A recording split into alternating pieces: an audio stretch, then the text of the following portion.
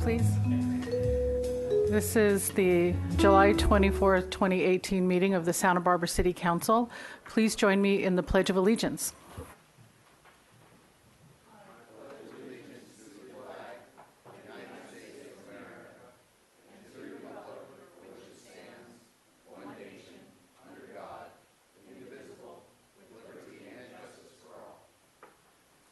Roll call, please. Councilmember Friedman? Here. Councilmember Dominguez? Here. Mayor Pro Tem Rouse? Here. Councilmember Hart? Councilmember Sneddon? Here. Councilmember Gutierrez? Here. Mayor Murillo? Here. We have a ceremonial item. Will you read that for us, please? Item number 1, subject Parks Make Life Better Month, July 2018.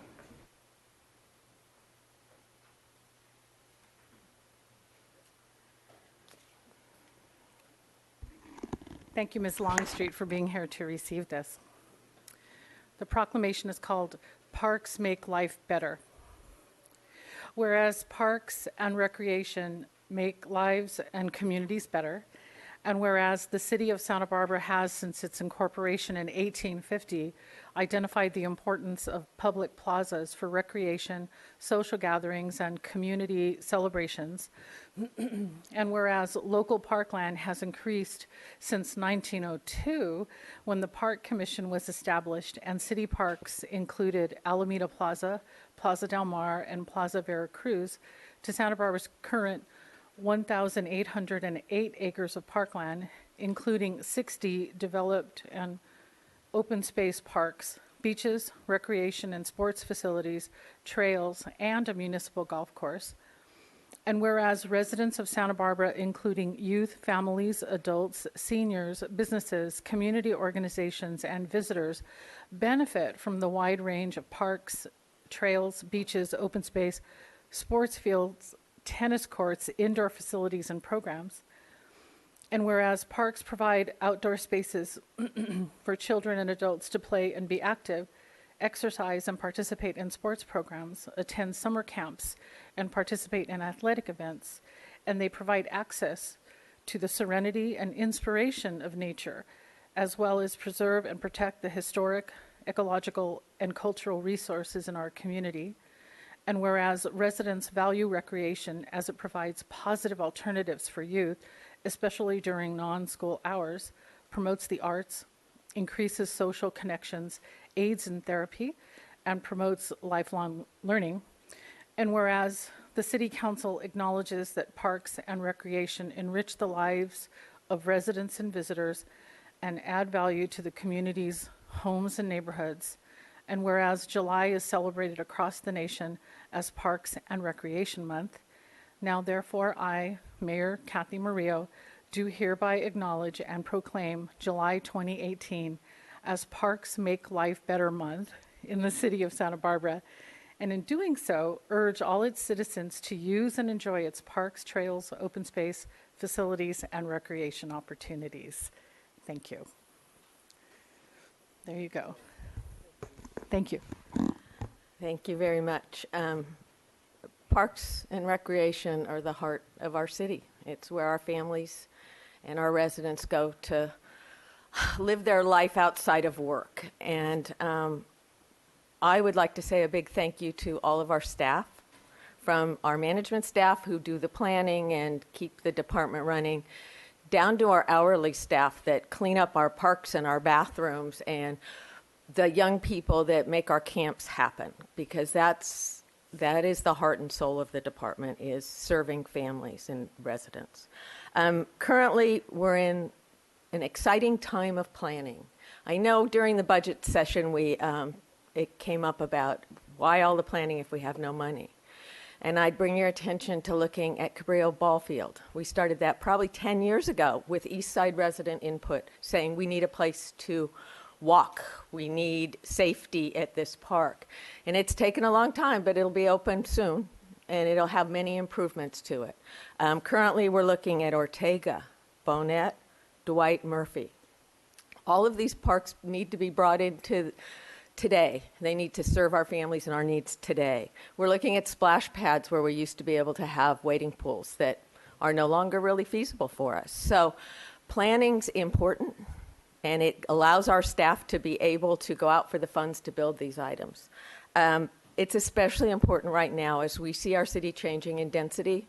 Our parks are going to become more and more important as the place that you go throw a ball for your dog, have a birthday party for your child, play pickup basketball with your friends, and do all the things that you need to do outside that can't happen on a rooftop deck. So thank you. I started doing this when my kids were in elementary school, and now my grandkids are in elementary school, and I still see the importance and value your support to keep our parks and recreation department viable. Thank you. Thanks. And you serve on our Parks and Recreation Commission, I'm not sure. Yes, okay. I'm the chair this year again. I've been on for, I think, 22 or 23 years. And I also do the Neighborhood Advisory Council, so it's really important to have the outreach to the neighborhoods. Thank you for all your service, Ms. Longstreet.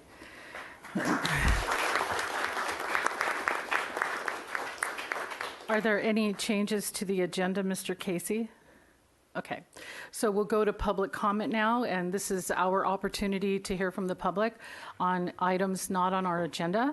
And please know that we will not be able to have a discussion with you because of the open meeting laws, but if need be, we can refer you to staff for answers or to make appointments with us on the City Council. So we'll start with Lee Moldaver. I see you, Lee. You'll be followed by Caroline and then Phil Walker, and you have 2 minutes. Thank you, Madam Mayor, members of council. I'm Lee Moldaver, a local resident. Your agendas are so busy and you've got so many responsibilities. I wanted to bring to your attention something that the news media hasn't focused on yet. And even though this happened only about 150 feet from Mr. Hart's office for his day job, even he may not be fully aware of it. Yesterday, a bunch of people after work got together at Dargan's, and they got there to say thank you and goodbye to someone who has been helping solve problems in this county for about 30 years. It's hard to believe. It's someone who, rather than just say we're concerned about smog and pollution, got a bunch of people together like Ralph Fertig and the Chamber of Commerce and local businesses, and started groups like Take a Vacation from Your Car and Santa Barbara Car Free to incentivize people to just park once or come by train or come by park or move around by Segway. It's someone who was aware that 30 or 40% of the pollution that we breathe and which causes local businesses to be regulated actually comes from the tankers and freighters steaming across the Pacific and through the channel just offshore. And instead of saying, woe is me, the sky's falling, got together with the National Marine Sanctuary, the Environmental Defense Center 10 years ago. Now there's just a laundry list of local, state, and federal organizations that said, what would happen if we offered an incentive to the shipping companies to go a little bit slower and burn a little bit cleaner fuel when we go through the channel? And one thing that happened is, of course, the whale strikes would go way down. The other thing that would happen is the air would get much cleaner. This is someone who's worked for the last 4 directors of the Air District, started off when we were not in attainment of state and federal rules, and as the community affairs officer, her name is Mary Bird, led a distinctive, positive, constructive career. Thank you. And she retired yesterday. She does good work. Thank you. Caroline, come on up. You'll be followed by Phil Walker, then Frank Rodriguez, and Scott Wentz after him. Thanks. Okay.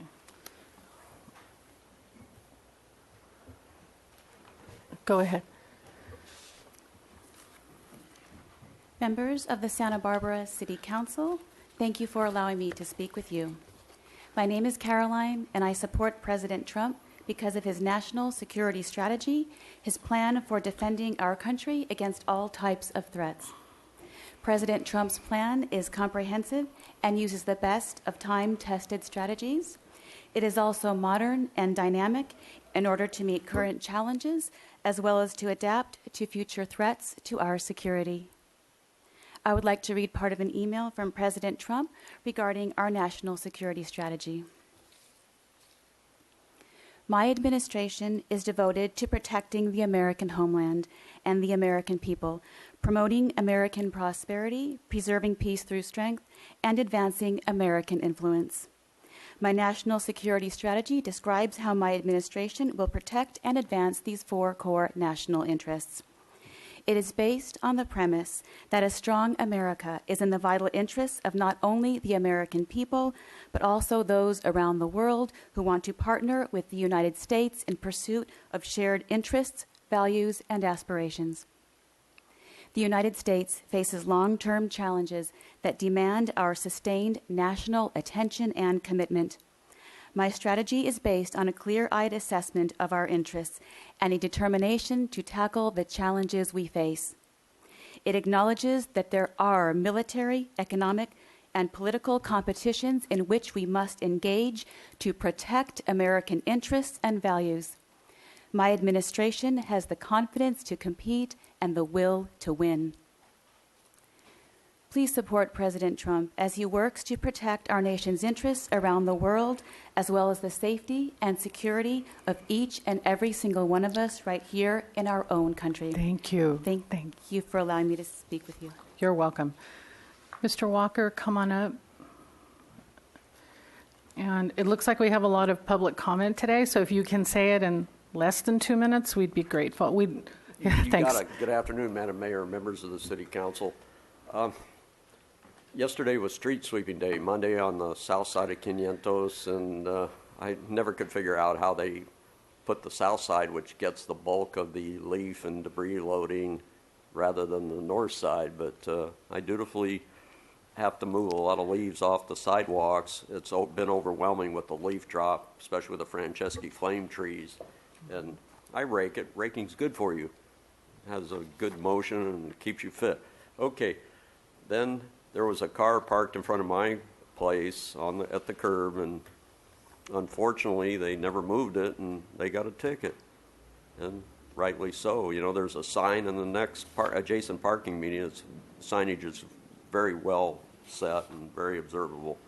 And then next to my driveway, a little bit to the east, another gentleman comes out right when the two parking officers show up, and he couldn't get it. Apparently he lost his car keys, so I offered to loan him a Vaughn bar, and he could pry his window down and get in it, but or a single jack, and he could break his window, but he didn't want to go there. And you know, the parking officer was very accommodating. He said, as long as you can sweep the leaves up between the curb and the car, and both sides, you know, he'll give him a pass on it for this time.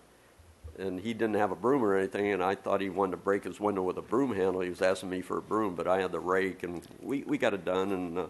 And it was good to see the parking officer and the other parking officer, the lady, was doing her job. It warranted a ticket, and then what happened to the east worked out very well too. But parking and the parking medians and the sidewalks, it's a whole study. Thank you. All right, Mr. Walker, thank you. Mr. Rodriguez, come on up. You have 4 minutes. Somebody's giving you their 2 minutes. Is Dora? I saw you earlier. There she is. Okay, go ahead. Good morning. Good afternoon, Mayor and City Council. My name is Frank Rodriguez, coming with the Central Coast Alliance, United for a Sustainable Economy. And of course, we've come forward to really speak on a lot of tenant rights and housing issues. Complicated issue that I know there's a lot of not only ideas of ways to approach it, but there's just a lot of problems we're seeing out in the streets. And I know y'all have been working hard on it, and thank you for approaching it not only through the AUD and the molding of it, but also specifically on tenants' rights, which has been the issue that we've been advocating for the last few years. And the reason is because we keep seeing our community members getting pushed out. I grew up in the Lower East Side, right there in Voluntario in Punta Gorda. In the apartment complex I grew up. To the right of it, we came forward a year ago when we had the big meeting. We had Horacio Lopez who came forward, and Councilmember Jason Dominguez were able to see the apartment complex where they were seeing these rent hikes happening. And it's a huge issue that we see affecting our community members when it's not just a just cause eviction or an eviction that's getting them displaced. We're seeing these companies and corporations buying up apartments, as we saw with Ivy Apartments in Carrillo Street, which we saw a whole apartment complex get kicked out. An apartment complex that I used to go party as a little kid. My dad used to take me because it was fellow coworkers of his at La Cumbre Country Club. So at the apartment complex where people are, we're here today is the apartment complex on Voluntario and Indio Muerto, Indio Poderoso. And so we wanted to really emphasize that my brother used to go right there and kick it with the kids. This is like an apartment complex where me and my family had relationships. We all used to go with the doña right in the middle between us to go get some paletas and really have that community vibration, community vibes. But we see that disappearing. People are moving to Las Vegas. People are moving to Lompoc. People are moving out of the state. And this is really not only a call, and how this happened and why we came to public comment is because our leaders in having this meeting told us, yo, we want to go to City Hall. And that's why we came here today. So we're really moving with our leaders. One of them is going to speak in a little bit, but the tenants are coming right now to really talk about the 40% rent increases they got right after the start of the Thomas Fire. People who came forward to us and received the 805 and DocuFund. People who couldn't really get a job, and why Governor Brown put that emergency stop on the rent hikes is because it hurts our communities, especially when we're trying to recuperate not only 1 month, but 2 months of rent that people had to borrow from their uncles and aunts, family members, in order to survive here in Santa Barbara. So this is a plea saying thank you for all the people that are getting hired in order to really move on not only the supply issue, but on the tenants' rights. But this is kind of a plea saying we need to move quicker. Not only the spots where we go dance our music, Latino music, that's not just going away. We're seeing our people and vibrancy going away. And so that's why we're here today. I'll keep it at that to really allow the tenants in a little bit to speak. But thank you for having us today. Mr. Rodriguez, we have a tenants' rights item that will be coming to the ordinance committee.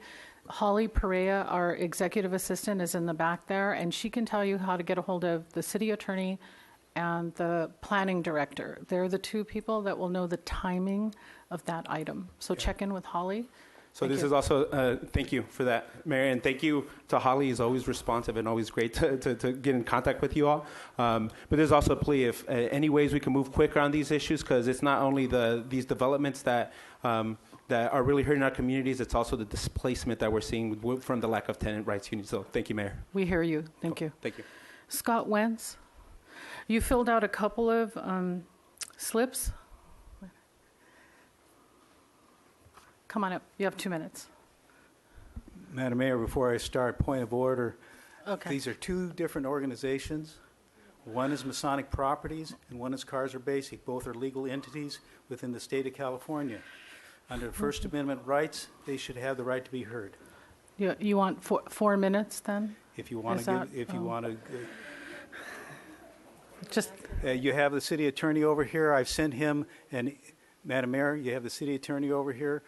Do we or do we not have the right to have First Amendment rights for each organization specifically because we're two different items?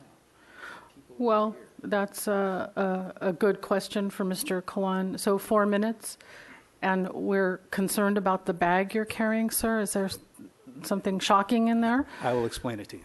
Okay, we're trusting you. Go ahead. You have 4 minutes. I'm representing the Masonic Properties of Santa Barbara. I have a bag of toxic materials here that were picked up off the back porch, having to do with blood waste from people who were shooting up on our back property. We have not been able to get that area cleared out. Part of it is because of the huge overflux within the downtown area of homeless that are druggies and are dangerous. We have kids that come into our property on a daily basis between 3 and 6 years of age. They come in there for free counseling. Yes. You know, this can't stand. And when I can come in at 9 o'clock at night and I have to have protection with a flashlight and say, guys, it's out of here. Okay? Something has to be done. And part of that has to be done is this concept of restorative policing. There has to come a line where you draw it. These people know that they can get away with it. And so they keep coming back and they keep coming back. You have to stop this. Now I'll step back and I'll reapproach. Scott Wins representing Cars Are Basic. You have a serious problem on your hands. There's been a big push for the electric scooters, electric bikes. Just yesterday, I had an electric bike come by on my right-hand side. I was doing 20 miles an hour. That bike was doing the same amount of speed. That, under the definition of the Department of Motor Vehicles, Mr. Hart should know this very well, is a motorcycle. Motorcycles are required to have a license, to be insured, and to have a helmet. Okay? You are getting a situation here that's going to be a really bad accident waiting to happen. A bike that can go 20 miles an hour is going to come up behind somebody who can pedal 10, 12 miles an hour and have to go around them or run over them. If they come out into the street, they're a hazard to the person driving the car. I have a classic car. I don't want to get my car all bent up because of a bicyclist that's using an electric bike. This has to stop, and this is part of the Bicycle Master Plan. The Bicycle Coalition has come out in favor of these electric bikes. By the way, did you see the number of bikes on the streets lately? You've had your Bicycle Master Plan in place now since 2016. As we told you at that time, the numbers would drop after the big push, and they dropped, and they haven't come back. You have numbers on Outer State Street that are exactly where they were before the Bicycle Master Plan was put into place. You have a real problem on your hands. Your alternative transportation mode is failing, and these electric bikes are going to cause a huge problem, and then you add the scooters in there, and then you have a real problem. Thank you. Okay, very good. Jose Arturo Gallegos, Michael Miranda is giving you his 2 minutes, so you'll have 4. Come on up. Okay, good afternoon, Madam Mayor, members of the council. Jose Arturo Gallegos, native son of Santa Barbara.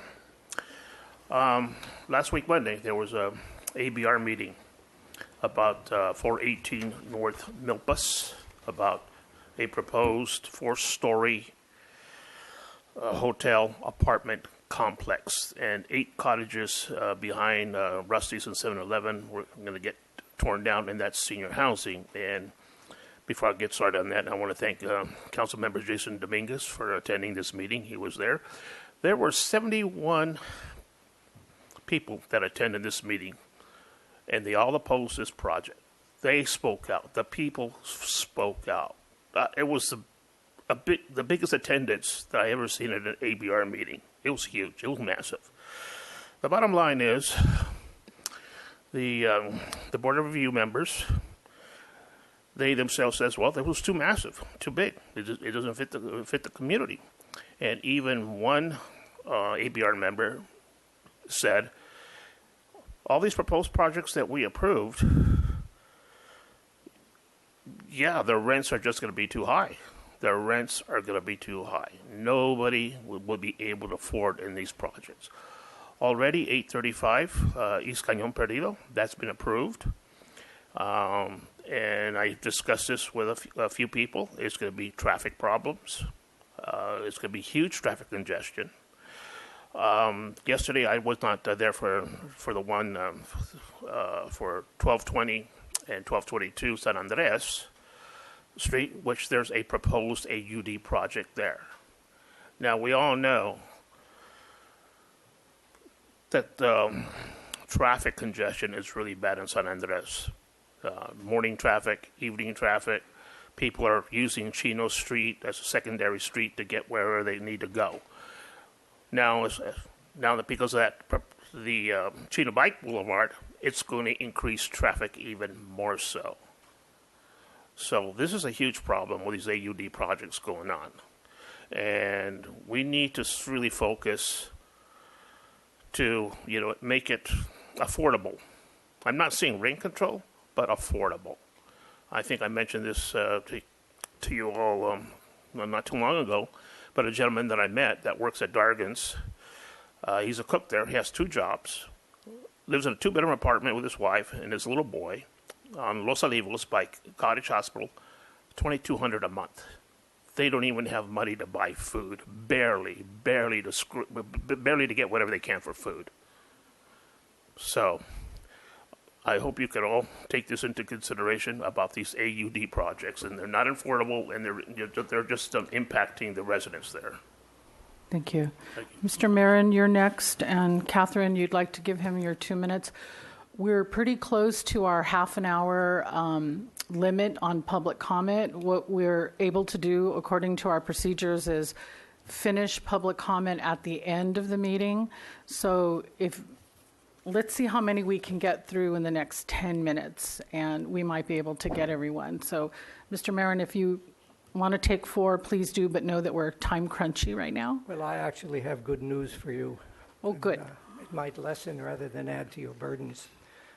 Anyway, after I was here last week, emails flew back and forth between different providers and a few shelters. It turns out, as some of you already know, that PATH has volunteered to be open from Tuesday through Friday for people who want to stay up till 4 o'clock in the daytime or overnight. They can stay there for the solid period if they want.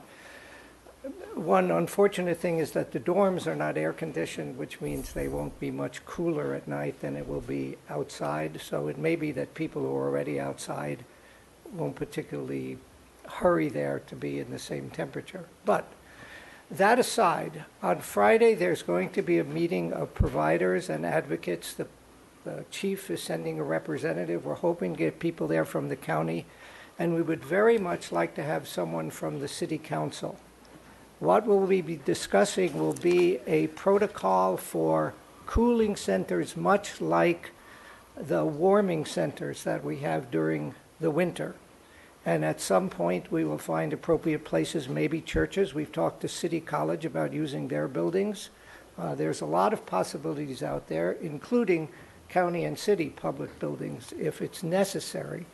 And of course, with the protocol in place, we'll come to people for funding, as we did with the warming centers, but they will be run outside the city-county architecture, and therefore it won't be much of a burden on the city. And this group as well means to move forward past the cooling centers to deal with the problem of the absence of sleeping places, legal or otherwise, for the homeless. The fact that we do not have year-round shelter beds in place. Some of you understand the situation in Orange County, where a judge came down really hard on the county because they couldn't provide places for people to sleep. And they basically said, if you can't provide for them to sleep, they can sleep in the riverbed or on the lawn of your public buildings.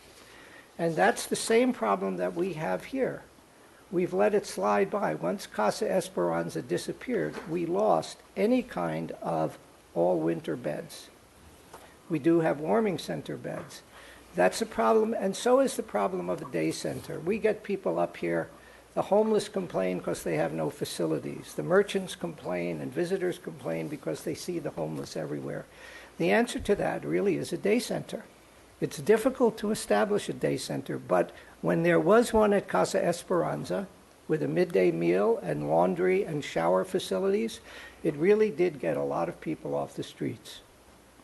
And so we're working towards that end too. When I saw Eric in the hallway, and I thought he would be a perfect guy to come to those meetings because he's familiar with people at the county. And one thing that's necessary here, which is missing from almost all issues, is cooperation between the city and the county. The health department at the county level has done nothing about this except tell people to hand out water. But it didn't occur to them at any point to think about cooling spots or a way to get people into safety off the streets. There's something really quite disconcerting about that. Finally, I'm going to stop right there, but I will say one more thing. Periodically, I've come here during Fiesta, and to my astonishment, seen council members dressed up in the costumes of land-grabbing, slave-owning Spanish grandees. My suggestion to you, so as not to cause us all embarrassment, would be fine. Dress up as peasants in Fiesta costumes, right? As Chumash Your time Indians. is up, Mr. But Mayor, for and I got to God's cut you sakes, off not right as there. Spanish. Thank you for your opinions and perspective and all the work you do for the homeless. Thanks. So I think we will have to ask for public comment to finish at the end of the meeting. We have 3 important items. They're not going to be that long. I'm thinking 5 o'clock when you all can come back. I'll take a couple more just because I want to be fair. Anna Marie Gott, you're next. Jean-Michel Ricard, after you. Nastasia Schmal. Matt Lowe, are you still here? And we'll finish there, and then everyone else, there's slips keep coming in. We're going to have to make public comment go to the end of the meeting. Go ahead, Ms. Gott, you have 2 minutes. Good afternoon. I was disturbed by the inclusion of national issues and the promotion of issues that distort reality and fake news at City Council. This time for public comment should be about city issues, about issues that we want to change, such as the ban that you've just recently had with regards to the straws. This time should be about the issues here that affect the city, not about national politics, and not about promoting someone who we all know is a liar, promotes racism, and wants to lock up babies. I hope that you would really consider changing the policy to ensure that we refocus public comment on our residents and our community, not national issues. We have issues regarding affordable housing, transportation, revising the average unit density program so that it actually serves residents. We should be looking at making sane changes to our ordinances so that it actually helps our residents, not focusing on these issues that I have been hearing about at City Council and I just read about in the News Hawk. Please consider making a change that will be positive for residents and be positive for City Council, and stop the comments that continue to be made about Trump. Thank you. Okay. Jean-Michel Ricard, are you here? Come on up. Oh, hi. I know you. Rio, members of the council, good afternoon. I would like to give my time to the tenants who come here to share their opinions on the affordable housing issue. Okay. And I would just like to say very quickly that I think it's a shame that these meetings are not structured in a way that makes it easier for working class families to come and give public comment. Thank you. Okay, thanks. Actually, Mr. Casey, you told me he thinks that our regular agenda items may be done closer to 4. So thanks for waiting. Nastasia? Shmuel? Go ahead, please. I will attempt to be brief. Thank you, Madam Mayor and members of the City Council. I'm just here in solidarity with the tenants of Santa Barbara. I want to thank you for the attention you've given to tenants' rights, and I know we all hate to hear that we need to work harder, but I'm here to say we need to, together, collectively work a little harder. It's a shame that in the wake of these disasters, we've seen rent hikes and our tenants being forced to leave. As a resident of this area, I myself am rent burdened, and yet I am lucky. I get to keep my home. We don't have corporations like Target and Walmart coming in and taking up our retail. So my question is, why do we have corporations coming in and taking up our homes? And if we do, we should regulate that and make sure that people have a place to live. Thank you. Thank you. Matt Lowe, you'll be the final speaker. We'll keep public comment open after you, however. And glad you're here. Madam Mayor, council members, back with you second week in a row, so it's good to be back. I'm here to support the tenants' rights on the east side specifically. Again, I heard a story. I told you a story last week. I was at the youth task force. And I heard a story by a young woman there who said her parents were working 3 jobs. In her sophomore year of high school, they had to move because they couldn't afford rent anymore, and they moved to Lompoc. And she couldn't continue high school here with their family for her junior year. But she moved back to live with her aunt and uncle to finish her senior year here. And I think that is obscene that somebody has to move away because they're working 3 jobs and they don't have the right or the ability to afford rent because they're being pushed out by corporations. And there's no protection for these families. This is classic gentrification. This is classic segregation, what sociologists now call social segregation. And it's something that we can fix, we can protect, we can have the opportunity to do something about this. You as the city council members cannot pass the permits to allow these organizations, corporations, businesses to have the opportunity to take these lands, to build these businesses and apartments or hotels, whatever they may be. You have the ability to do that. And so we ask you to do that. There's people that have, at the AVR meeting, they showed up in numbers. They say they don't want it, and we need you to stand for the people because we're out here organizing. There's UndocuFund, there's Cause, there's people out here saying that we don't want this, and we need you to listen, and we need you to take a stand for the people now. Thank you. Thank you. We'll keep open, public comment open, and we'll go to the consent calendar now. Ms. Clerk. Okay. Item number 2, subject introduction of an ordinance for a lease agreement with Channel Islands Marine and Wildlife Institute.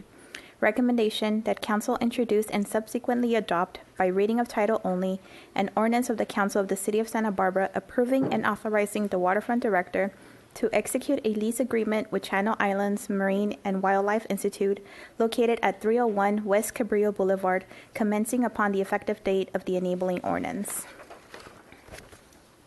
Item number 3, subject adoption of ordinances to regulate expanded polystyrene food container and plastic beverage straws, stirrers, and cutlery. Recommendation that Council A adopt by reading of title only an ordinance of the Council of the City of Santa Barbara amending Title 9 to add Chapter 9.160 to regulate expanded polystyrene food containers and products, and B adopt by reading of title only an ordinance of the Council of the City of Santa Barbara amending Title 9 to add Chapter 9.165 to regulate plastic beverage straws, stirrers, and cutlery. And item number 4, subject adoption of ordinance adopting the 2018-2019 Fire Association Memorandum of Understanding. Recommendation that council adopt by reading of title only an ordinance of the Council of the City of Santa Barbara adopting the 2018-2019 Memorandum of Understanding between the City of Santa Barbara and the Santa Barbara City Firefighters Association. Does anyone need to pull an item? Mr. Rouse. Item 3, please, Madam Mayor. I'm sorry? Item 3.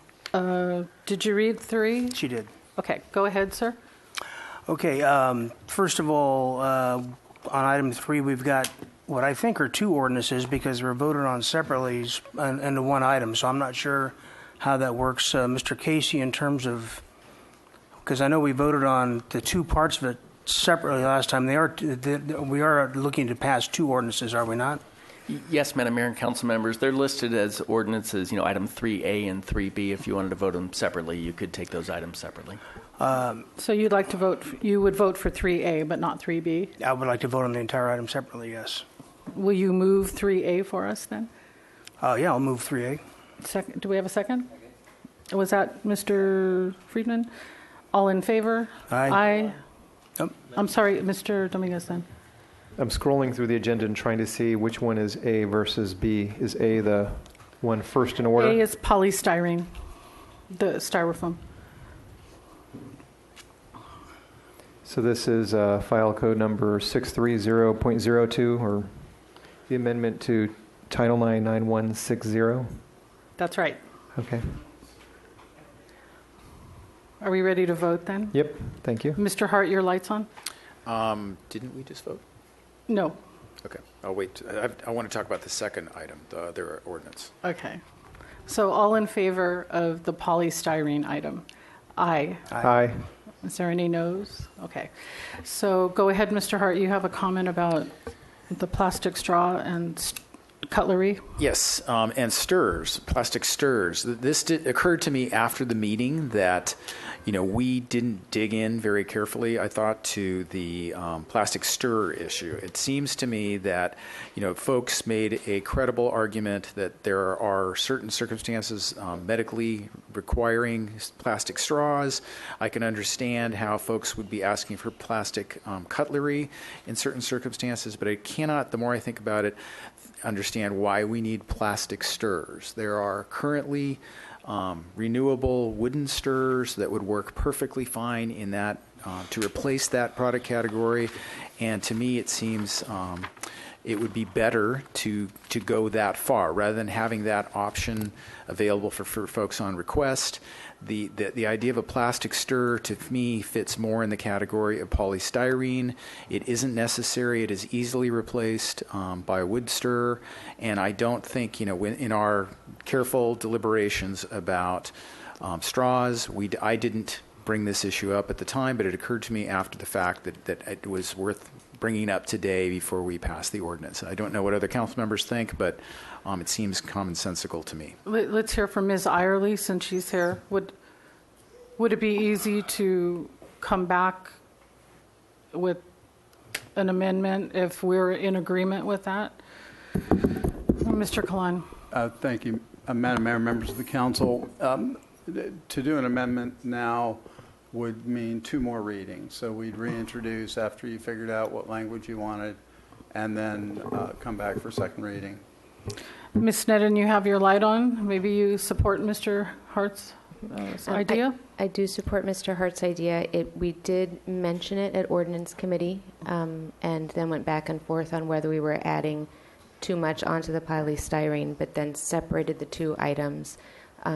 So I would be in support of adding the stirrers to it. It makes sense to me that it's plastic straws and stirrers, and this ordinance doesn't go into effect until January, so I personally would be fine with the delay of introduction and reading again. Any other opinion from council members up here? Yeah, Madam Mayor, I was actually, since I brought the item up, I had some questions on how it was written in the first place. So. That's right. So your turn. Go ahead. And I appreciate the fact that staff showed up for this because I know this is a second reading and it's a little bit unusual. So thank you for coming back, and Mr. Benson, Ms. Irely.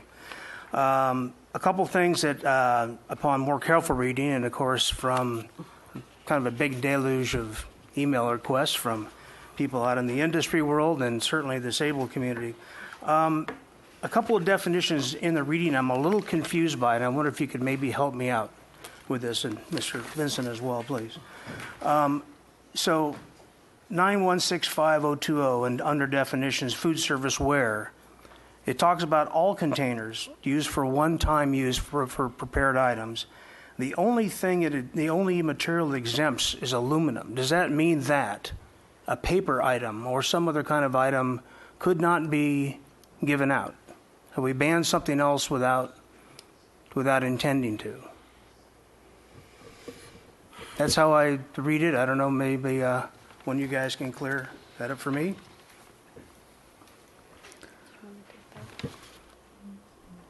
I don't see any reference to plastic in that particular definition.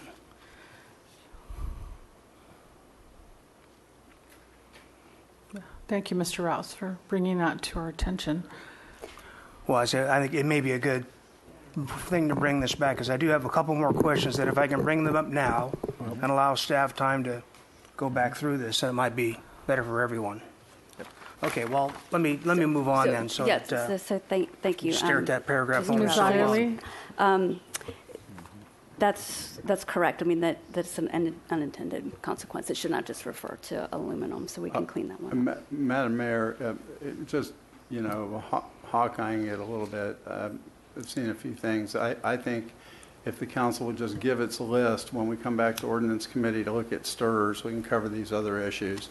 And I think the issue is that food service ware is an orphan term in the ordinance, so we've got that one. Keep going, please. Okay, thank you. Under 165030, it talks about it shall be unlawful for any food provider or beverage provider to use the following materials, plastic straws and whatnot. But if you go back to 020, it talks about a food provider as being any store or supermarket included with everything else. So my question was this, and we talked a bit about the disabled community earlier, and some people like, for example, to provide elder care services, where those plastic bendy straws, which were actually developed for hospitals in the first place, are necessary. Would it then be impossible for someone to procure a plastic straw in the city limits from CVS or one of those other stores under this definition? We have to cross city lines to purloin it from Goleta, or what do we have to do here? Madam Mayor and Councilmember Rouse, I think we've covered the exemption in the ordinance that excludes if you need a plastic straw to provide for it and you're disabled, and alternatives to plastic straws are unsuitable because of your disability, you can request, receive, and use a plastic straw. Retailers are not covered by the definition unless they are serving food in the same way as another food provider or beverage provider. You're familiar with Whole Foods that has kind of a morphing of it's a food retailer, it's also a food service provider like a restaurant and so forth. So if you're acting like a restaurant and you're providing food and you're providing beverages like a food provider or a beverage provider, you're subject to the restrictions of the ordinance. Those restrictions are also subject to the exemption allowed for disabled individuals where the alternatives are not suitable. So any store, for example, that provided either sit-down or prepared foods for immediate consumption would not be able to sell those particular items. Is that fair to say, or is that maybe in the scope of their food service providing, they would not be able to do that. But they could have if you're wanting the ordinance to parse between their retail activities and their food service activities, then we could do that as well. All right, thank you. And then going quickly to the exemption part, where a food or beverage provider can demonstrate in writing a public health and safety requirement or a medical necessity to use the product. Well, once again, I'm thinking back in the caregiving and the disabled community. Are people going to have to apply to be able to use these items in a commercial way? So, for example, I'm a paid caregiver, and so I charge my materials to my patient. Am I then required to file for an exemption with finance? And if so, is that exemption a one-time only like it is with the rest of the ordinance? There are two different exemptions that might come into play for a person who is providing to persons who may be disabled. The first exemption is the one you just read, and in that case, if you were trying to use that exemption, yes, you would have to apply for that exemption. The second applicable exemption is the one that we added at introduction last Tuesday. That's found under subsection C, paragraph 3, and I'll read it, the two. Food providers and beverage providers are exempt from the provisions of this ordinance, of this chapter, under the following circumstances. The third circumstance is the one that we added, which is the food provider or beverage provider provides, distributes, or sells a plastic beverage straw to a person for whom non-plastic alternatives are unsuitable due to a mental or physical condition that qualifies as a disability pursuant to the Americans with Disabilities Act. Would ADA that cover elder care for someone who was just elderly and had trouble drinking except within a straw? Within that definition, if it qualifies as a disability, and that's if your condition interferes with a major life activity, that qualifies as a definition of disabled. Would that person have to register or prove to the finance department that they were serving a disabled person? Would there be a requirement? There's no application requirement, and I would suspect that any person who is enforcing the ordinance in that circumstance would look at the circumstances before them and evaluate whether this is an appropriate case of the exemption or not. All right, thank you. Well, Madam Mayor, I would like to vote on this separately. I would love to give a chance to staff to look at these with a little bit longer eye. I am disappointed that we went here in the first place because our three environmental agencies, the Environmental Council, Heal the Ocean, and Channel Keeper, along with staff, did a fabulous job of reaching out to the public to our very biggest economic engine, which is hospitality, and got almost 100% compliance according to the results from staff, and yet we found it necessary to make a ban over and above that. I don't really understand the methods or the motivation of why we did that. We did that. I'll look forward to the discussion as we bring it back forward for some revisions, including what Mr. Hart would like to include. But I would sure like us to be able to invite people to participate rather than try to bring the hammer down from on high to make things happen the way we want to see them. Your point is well taken. So, Mr. Kahlon, did you say we should bring it back to the Ordinance Committee? Yes, Madam Mayor. Okay. Mr. Friedman? So I have a question regarding, because grocery stores came up, and being that I work at a grocery store, it doesn't do prepared food. And I was under the impression this was prepared food, but now I'm not so sure based on the conversation, because we do sell salads and things that can be taken out. Would I have to recuse myself? Or is a grocery store like that covered under this? Madam Mayor, Mr. Kahlon. Councilman Friedman, let's have that discussion. The question really depends on how big the group is of affected merchants or restaurants. And in Mr. Rouse's case, we're talking about a relatively large group of regulated entities, so that the effect on him is probably the same as the effect on the public generally. And those are the magic words. When the effect on you is the same as the effect on the public generally, there isn't a conflict. Now, I haven't analyzed your situation, and I'd like to do that. So if you don't want to participate today, that's fine. Okay, I'm going to abstain from the vote today then until I have a chance to clarify that. Okay. I need a motion to move 3B to the Ordinance Committee for further refinement. That was Dominguez. Second. Second from Rouse. All in favor? Aye. One abstention over Abstain. there. Very good. And if there's no further objection, we'll waive further reading of the rest of the consent calendar, and I'll take a motion to move that forward. Move approval of the consent calendar. Thank you, Mr. Hart. Second. A second from Dominguez. All in favor? Aye. Madam Mayor, I'd like to take a moment to thank staff for coming down, especially to handle this item for us. Good. We'll get it right, Mr. Rouse. Next item, Madam Clerk. Number 10. Are we on number 10? Yes. Item number 10, subject proposed extension of the SIT-LI ordinance as Santa Barbara Municipal Code, Chapter 9.97, to the 00 to 100 block of East Haley Street. Thank you, Ms. Estrada. So we'll wait for staff to come on up on this one. Thanks. Paul, I think I'm the staff for the, okay. for the portion of this. I know we have Mr. Kahlon, thank Sergeants Jensen and Ella here as well from the police department. And they're here for an important reason that I'll start the discussion with. Thank you. The courts are expecting cities to have real evidence of harm when you deal with laws and ordinances that regulate vulnerable populations like the homeless. So where in the past a concern about general kinds of behavior causing problems might have been enough, today that's not always the case. Today the courts want to know that you've tried other alternatives, they haven't worked, and that the next step is a measured, reasoned answer to the magnitude of the problem you're facing. So with that in mind, let me see if I can do this all by myself. Oh, something happened. Good. Thanks. Okay, background. Sorry. I got my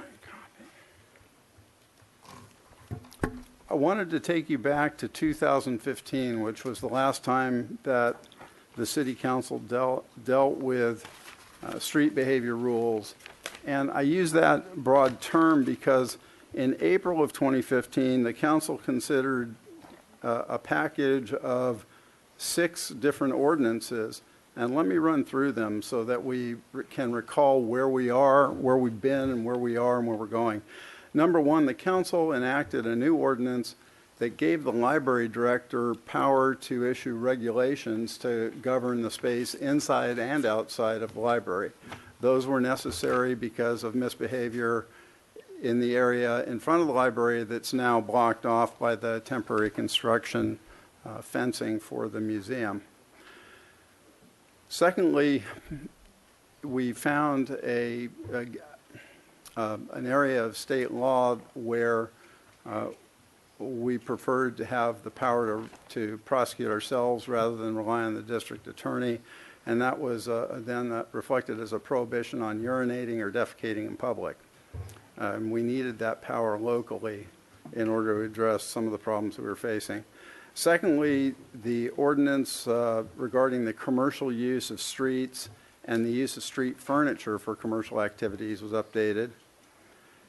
The active panhandling laws were updated to expand the zones where panhandling was forbidden altogether. And this sit-lie ordinance was also modified in 2 respects that you see up on the screen. First, in 2015, the law only forbade sitting or lying down on the first 13 blocks of State Street between the hours of 7 a.m. and 9 p.m. The experience at that time was that during the later hours, when there's an active nightlife crowd, and even up as late as traditional bar closed 2 a.m., there were conflicts between pedestrians and people sitting or lying down on the sidewalk. So the first change in 2015 was to extend the period from 9 p.m. to 2 a.m.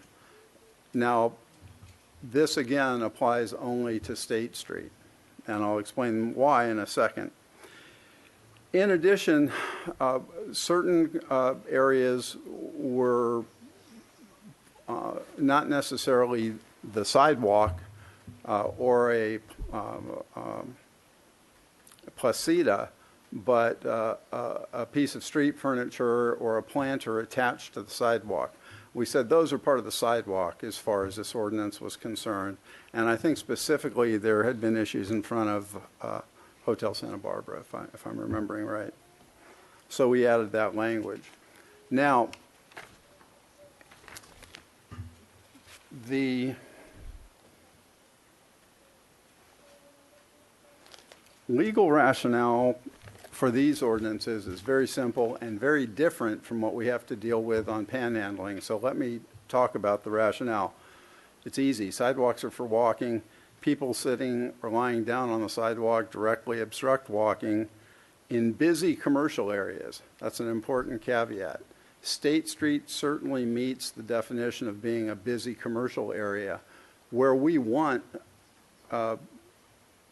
people visiting stores or tourists visiting hotels and restaurants to be able to walk back and forth without obstruction. So sidewalk obstructions can be dangerous in busy commercial areas. In addition, groups congregated on the sidewalk can lead to recurring nuisance behavior and criminal behavior.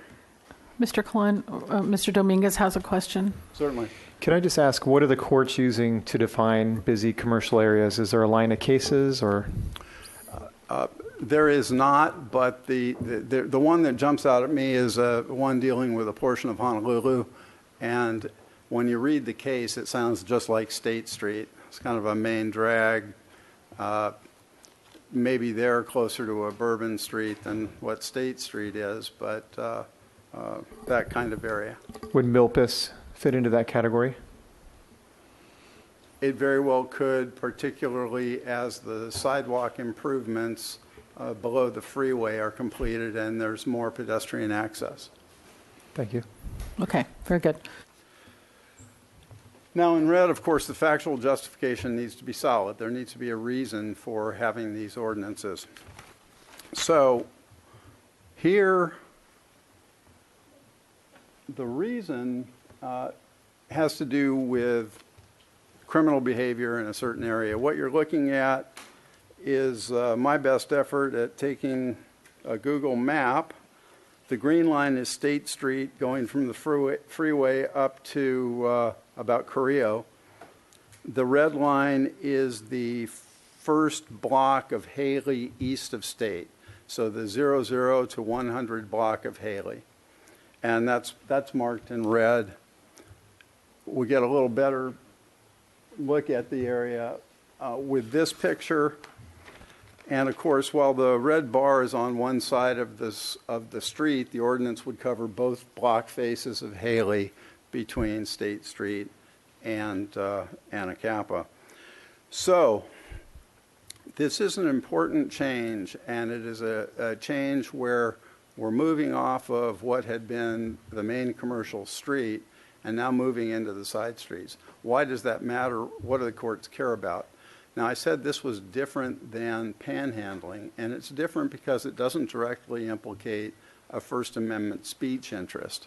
When someone begs for help, that's a sad to say, that's a privilege afforded by the First Amendment. When you're dealing with sitting or lying down on the sidewalk, the question becomes rest and respite. And so the courts have been very negative on laws that made it illegal to lie down on the sidewalk 24/7 in the entire city. Why? We all need to sleep. That's a function of human life, and that's cruel and unusual punishment. That law has been solidifying, I would say, over the last 10 years, and whether that's the current position of the Justice Department, I don't know. Nonetheless, the interest we're worried about here is the ability of somebody to sleep. So by staying on State Street alone, the answer is there are plenty of places where someone could lawfully or even unlawfully find refuge in Santa Barbara. And blocking off State Street, our most visited commercial area, is not a significant infringement. Now we're moving to the side streets, and I know one of the legislative concerns would be, well, are we going to chase it all the way up? How does this work? The answer is I don't know, but whatever we do needs to be data-driven. So with that as a preface, I'm going to engage our police sergeants and show you some of the statistics that came to me beginning in late April and May. So these are the May calls for service, and I'm going to need a little help from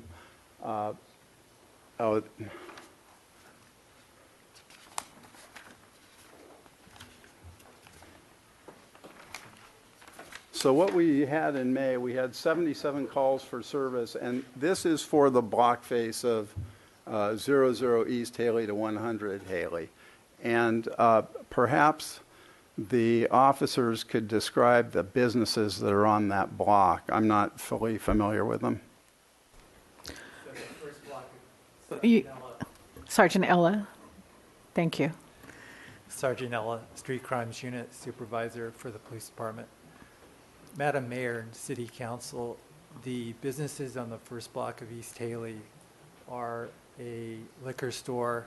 There's a new motel that was just built there, and then there's the 99-cent store, and then there's a couple of commercial businesses that run along that first block of East Haley.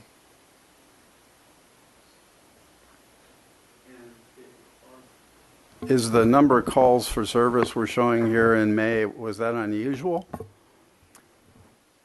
The calls for service in that area are increasing if you look at the stats.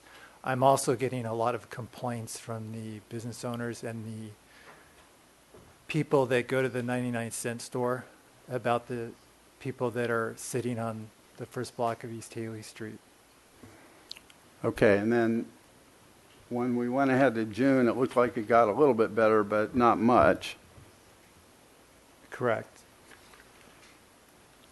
And what we have so far from July is considerably higher than what you've seen in May and June. Is that correct? Yes. Okay. I need your help on these.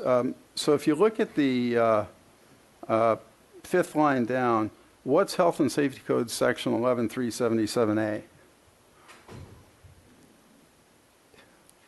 It's the possession of narcotics, illegal narcotics, What about 11364? possession of paraphernalia, And what about 242 Penal Code? battery, What's battery? unwanted touching, Okay. What about Penal Code 245A1? assault with a deadly weapon. What does it mean, no firearm? It could have been a number of different types of weapons, like a club or a stick or a bat. Okay. Now, in June, what's 245A4 Penal Code? Assault with a deadly weapon. And I don't get the enhancement on that one. It appears that Great some bodily type of injury. weapon was used that caused gross bodily injury. Okay. And down a little further, 273.5A, what's that one? Domestic violence. Aggravated injury against a spouse. Or a partner. Yeah, okay. July, what's 211 PC? That's robbery. What's the strong arm part mean? Was used with some type of force without a weapon. Okay. Now, we're going to move on to the arrests back in May. Are there any highlights from this list of arrests that you would recall, or any comments that either of you would have about those arrests? Due to the, Madam Mayor and City Council, due to the complaints that we've been receiving, we've been going down there with the Street Crimes Unit, which are the officers that work on the bicycles or on foot. So we've been going down there to address some of the issues.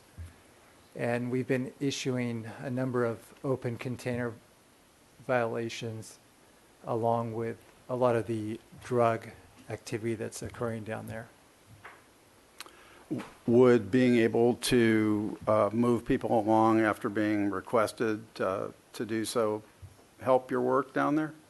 Yes, it would give us another tool to address some of the issues down there. A lot of times, the people that are sitting down there, we can't take any action until they're intoxicated or passed out. So that would give us a tool to at least move some of them before that occurs. So with 18 arrests in May, your additional effort would have shown up as it does here as 26 arrests then in June and 22 already through July 19th. Yes. Okay.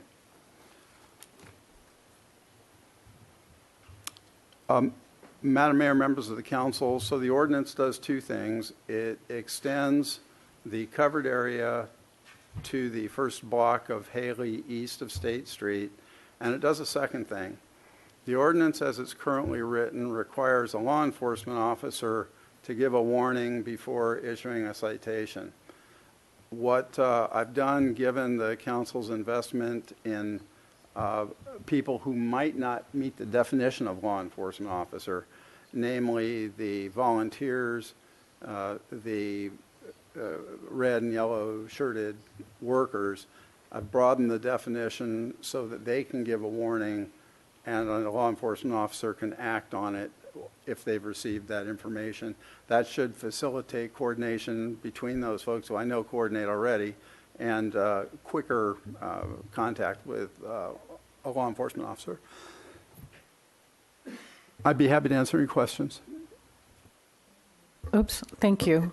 Mr. Dominguez, your light has been on. Maybe that was from last time. Okay, Mr. Rouse. Questions? Yeah, thank you, Madam Mayor. I was actually going to ask the officers a question, if I may.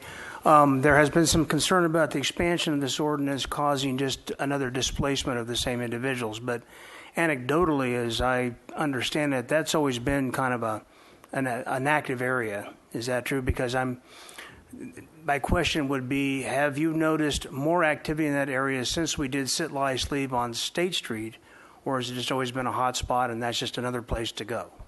I know I realize this is not data driven as much as it is your experience coming to call.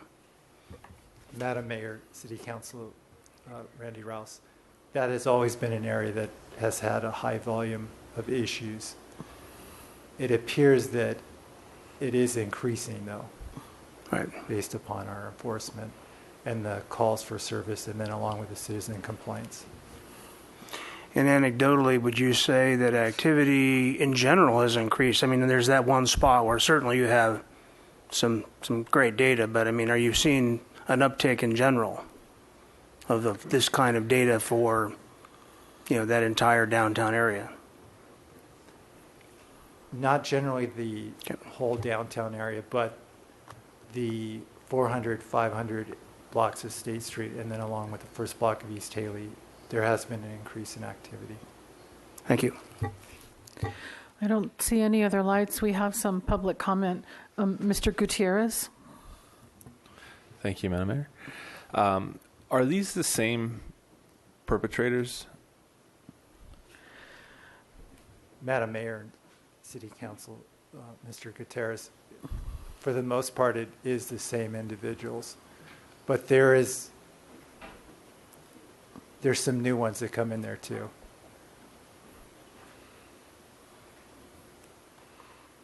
Thank you. Thanks. Phil Walker, you come on up. We'll go to public comment on this item. Jose Arturo Gallegos, and then Dave Lombardi. 2 minutes, sir. Good afternoon again. Once again, Madam Mayor, members of the City Council. I hate to say this, but I think I used to get this from my dad all the time. I'm doing this for your own good. And laying on the sidewalk can get you injured or potentially killed. I had an experience years ago on the east side in my own driveway where I got off shift at 1:30. I pulled in and I was driving the heavy Monte Carlo, and a gentleman was 4 sheets. He'd passed out on one of the strips. I have just 20 feet off the sidewalk. I darn near almost killed him. It was very close. I managed to, I was pumped up from work, so I managed to hit the brakes and stop just before his head. And I was so mad at this fellow because it could have been easily fatal. And I happened to go by the good sergeant here when that happened. They had, I think, 3 guys laying on the sidewalk there. And I know where the bottle shop is there, but there's also honk. There's a driveway horn painted on the side of the hotel there.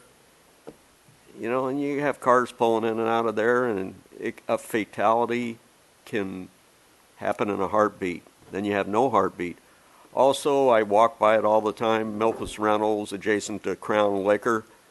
And all you got there separating the sidewalk where people tend to flop out and pass out is just a chain link fence with heavy haulers, heavy equipment on the other side. And if an air brake would fail or a slip on the pedal, it's very, very dangerous. Thank you. Thanks. Jose Gallegos, Mr. Miranda, you're giving him your 2 minutes. You'll have 4 minutes if you need it all. Thanks. Thank you, Madam Mayor, members of the City Council. As you all know, I was homeless here for quite some time, no longer. And even when I was homeless, I was disgusted with homeless people just scattered all over the place. And I approved this ordinance, to no lying or sitting, whatever, on that block.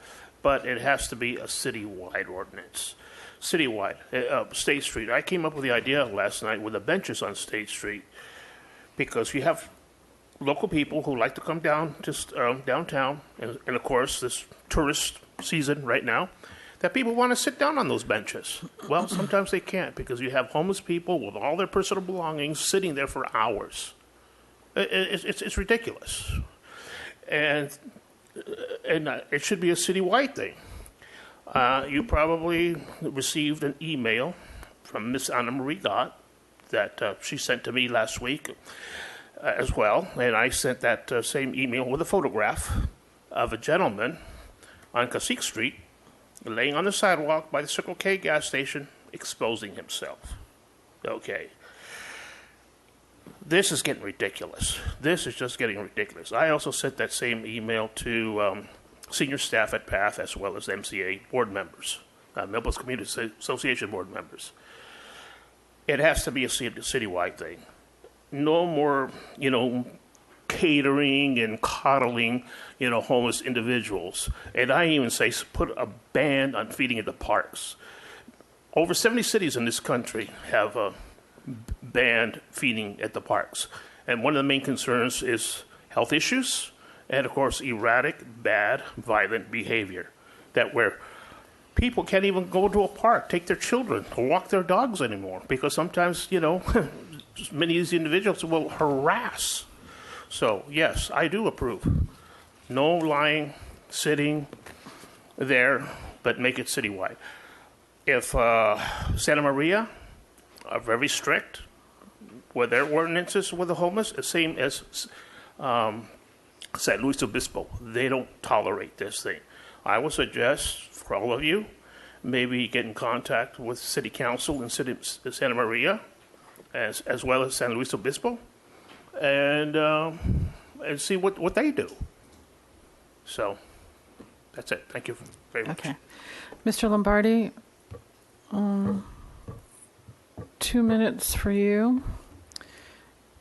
And you'll be followed by Ollie Alstrand, Ray Maboob, Ken Baxter, and Reggie Drew, and that'll be the end of the public comment. So please go ahead. Good afternoon, Madam Mayor, council members. My name is Dave Lombardi, and I'm the Interim Executive Director for Downtown Santa Barbara. I just wanted to tell you that we are very much in support of this ordinance. One of the main things, as we were in 2015 with that ordinance that covered all of State Street from the 0-100 block to the 1300 block, is that with the passing of this ordinance, you need to have enforcement. And it looks like that Mr. Clone has added a little bit of layer to that with the VIP patrol and also the ambassadors, which we feel are a great step in contacting these individuals that are lying or sitting on State Street or on the East Haley block. They're the first line out there. They're the ones that are the eyes and ears for the police force. And I think it's a great addition to this ordinance that will help us, especially on State Street, give a little bit more teeth to this, because if we get this down and we get the people moving along and off and sitting down, it creates less of a hazard for all the visitors up there. So again, I just want to say we support this, and we're glad that this is coming along. Thank you. Thanks. Ms. Alstrand, are you here? Oh, Mr. I'm sorry. Madam Mayor, City Council. Hi. Hello. Nice to see you all. This is a very sad issue, but it is something real, especially as a business owner locally. It does affect us one way or another. It does tarnish our reputation, being such a beautiful city and being such a beautiful, wealthy city to most people from out of town. It does tarnish our reputation, but at the same time also it does give us a doubt to where we live. I take that road from time to time to get home, and that's a very active road, especially during the farmers market. That tends to be a very busy access area. So it is a significant problem, but at the same time, how do we solve it? That's my main issue, is that, yes, we could do these kind of restrictions, but I think it's the same thing like someone implied, and moved from State Street and moved on to the side streets. And then if we take care of that, and then where does that go? And I think I'm in favor of this, but at the same time, we need to also look at where they can go, what they can do, and how we could solve that. Just taking care of one problem does not necessarily eliminate the whole situation. But I think it is a good start, and I'm in big support of that. Thank you for your time, all. Thank you. Mr. Maboo, you're next. And Ken Baxter is after you. Madam Mayor, council members, thank you for your time. I'm glad to actually address something that is a local issue, not a national issue. My 13-year-old daughter, last week, she's taking a summer course, and she brought it up. She's like, "Man, how come they're always talking about the national issues?" I'm like, well, they'll get to the local issues. So she was concerned a little bit. But I really support the sit and lie ordinance to be expanded to Milpas, Coast Village Road, the Funk Zone. I think it's really important that all commercial areas in Santa Barbara are also incorporated, just because, you know, we're basically blowing bubbles in the wind. I mean, it's going to cause problems for other areas of town. So it shouldn't just be State Street and Haley. So, thank you. Thanks. Mr. Baxter, are you here? There you are. Madam Mayor, City Council, I just came down to bug Oscar. No, I'm kidding. I live downtown, been downtown for about 3 years. I've been in this city for about 3 years. And I think you have to ask yourself, I mean, I agree with the ordinance. And most people that are going to be laying on the sidewalk, that are going to be existing on the sidewalk, are intoxicated. And where are they getting this liquor? Probably from the 2 liquor stores downtown. I'm surprised there's not more open container and DUI tickets downtown, especially with all the kids and people that come there every night. And I get to hear them at 3 o'clock in the morning. There's all kinds of things going on downtown that the noise level you wouldn't believe from some of places like the Sandbar. It's just outrageous that can exist where there's actually people living. But yes, there are a couple of people downtown. One of them is Greg Schnitzler. He's in a wheelchair. He can't. I've called for help for him for a few times. He's permanently handicapped. There's a couple of really handicapped people that really need a place to go, even though they have the issues they have. And the street is not a good place for them. I haven't seen too much violence down there from anybody that's not down on a regular basis, but you know, they're there because of the liquor stores, and some of the violence is from the bars. So keep that in mind when you make your ordinance. And if you can help Greg, that would be great too. You know, and if you can do anything about the noise down there, that would be wonderful too. But I do support this, and I wish you luck with enforcing it. So Thanks. Mr. Drew, your turn, and you'll be the final speaker.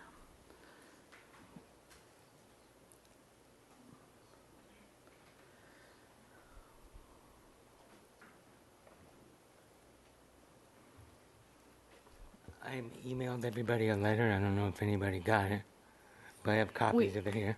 I got your email for sure. Yeah, Okay, your letter. okay. Thanks.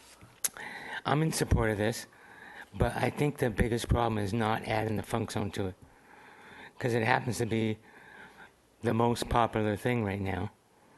And the number one question on my trolley company tours, my bike rental thing is, how do we get to the funk zone? Even though it's only a block away. Okay? And if you go over there during the summer and the weekends, compared to downtown, it's where a majority of the people are at. And so having the visitors have a problem in that area because they've been pushed off of State Street is a big issue. You know? And I worry about the influx of the homeless people in that area and ruining something that's been good for years now, until State Street gets back up and running, you know. But I think it needs to be included in the section. And I just found out about this, so I didn't get a time to read a bunch of it. So, thank you. Thank you. That closes public comment. I'll start, Mr. Kalan. A couple of people have suggested we do this citywide. What I'm perceiving is that there needs to be a record of police calls to justify this legally. So what's your response to making it citywide, sir? You're correct, Madam Mayor. There needs to be a record justifying the response. It doesn't necessarily need to be police calls, but there should be a record of consistent and progressive use of more hard-edged enforcement tactics before you start creating a barrier to rest and respite. So, okay. Example I would give is that the council set up off-street, overnight, and daytime parking programs for big vehicles at the same time as you approved the oversized vehicle ordinance. So it was a tailored program. If you wanted to go citywide, I think you'd need to have some place where people can rest. As it stands now, we won't ticket someone who is in a lawful area to lie down for illegal camping unless there is shelter space available that they're not using. So when the shelters are full, we can't issue a citation to somebody who's, say, resting in a median somewhere off of State Street. And for an area like Milpas, and I know that the PATH Neighborhood Partnership has, and before that it was the Milpas Action Task Force, has talked about Milpas Street as having the need for a sit-lie ordinance. What would be your advice to pursue a specific street where there might be some record of police response? So without going too far before I know all the facts, certainly State Street's an easier sell than Milpas.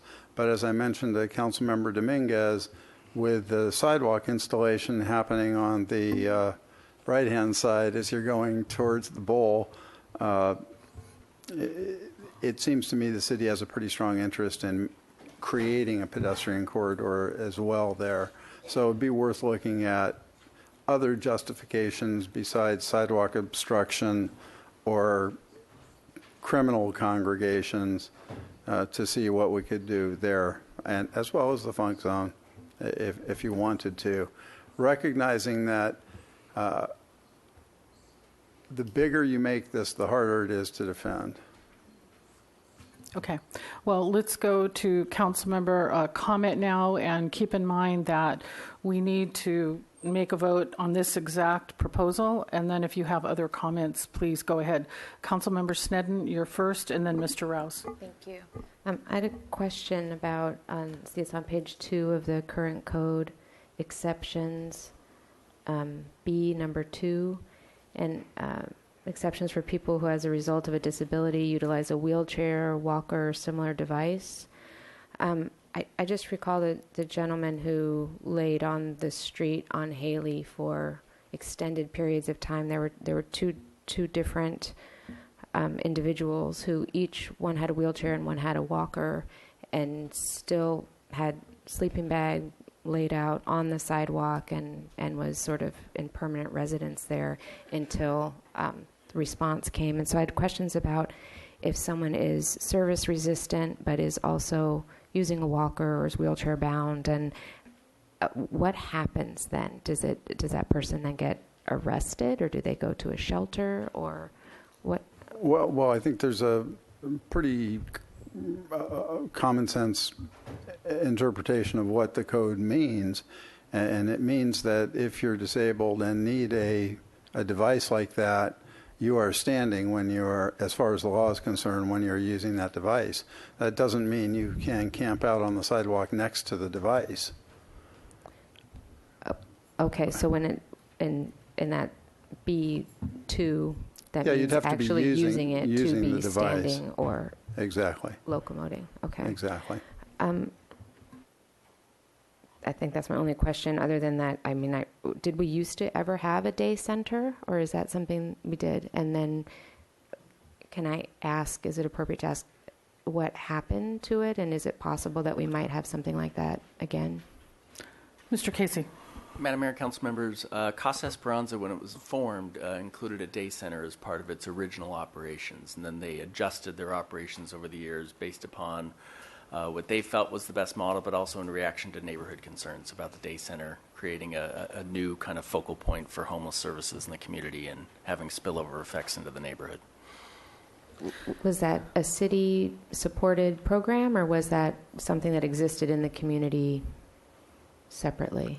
Madam Mayor and Councilwoman Snedden, Casa Esperanza was partially supported by the city through your human service grant process and another line item in the budget, but they did quite a bit of private fundraising as well. It's now transitioned in and is now called PATH. So Okay. it's that same facility there on Cacique Street, just in off of Milpas. Okay.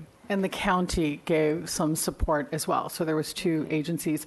Councilmember Sneddon, Mr. Marin, during the public comment period, did mention there's a meeting on Friday being convened by Home for Good, and that is one of the topics, is finding a daytime location for our homeless people.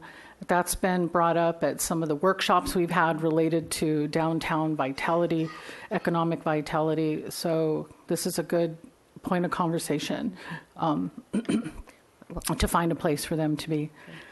I would be supportive of the ordinance. I think we need to simultaneously be working really strongly toward where is it that people go.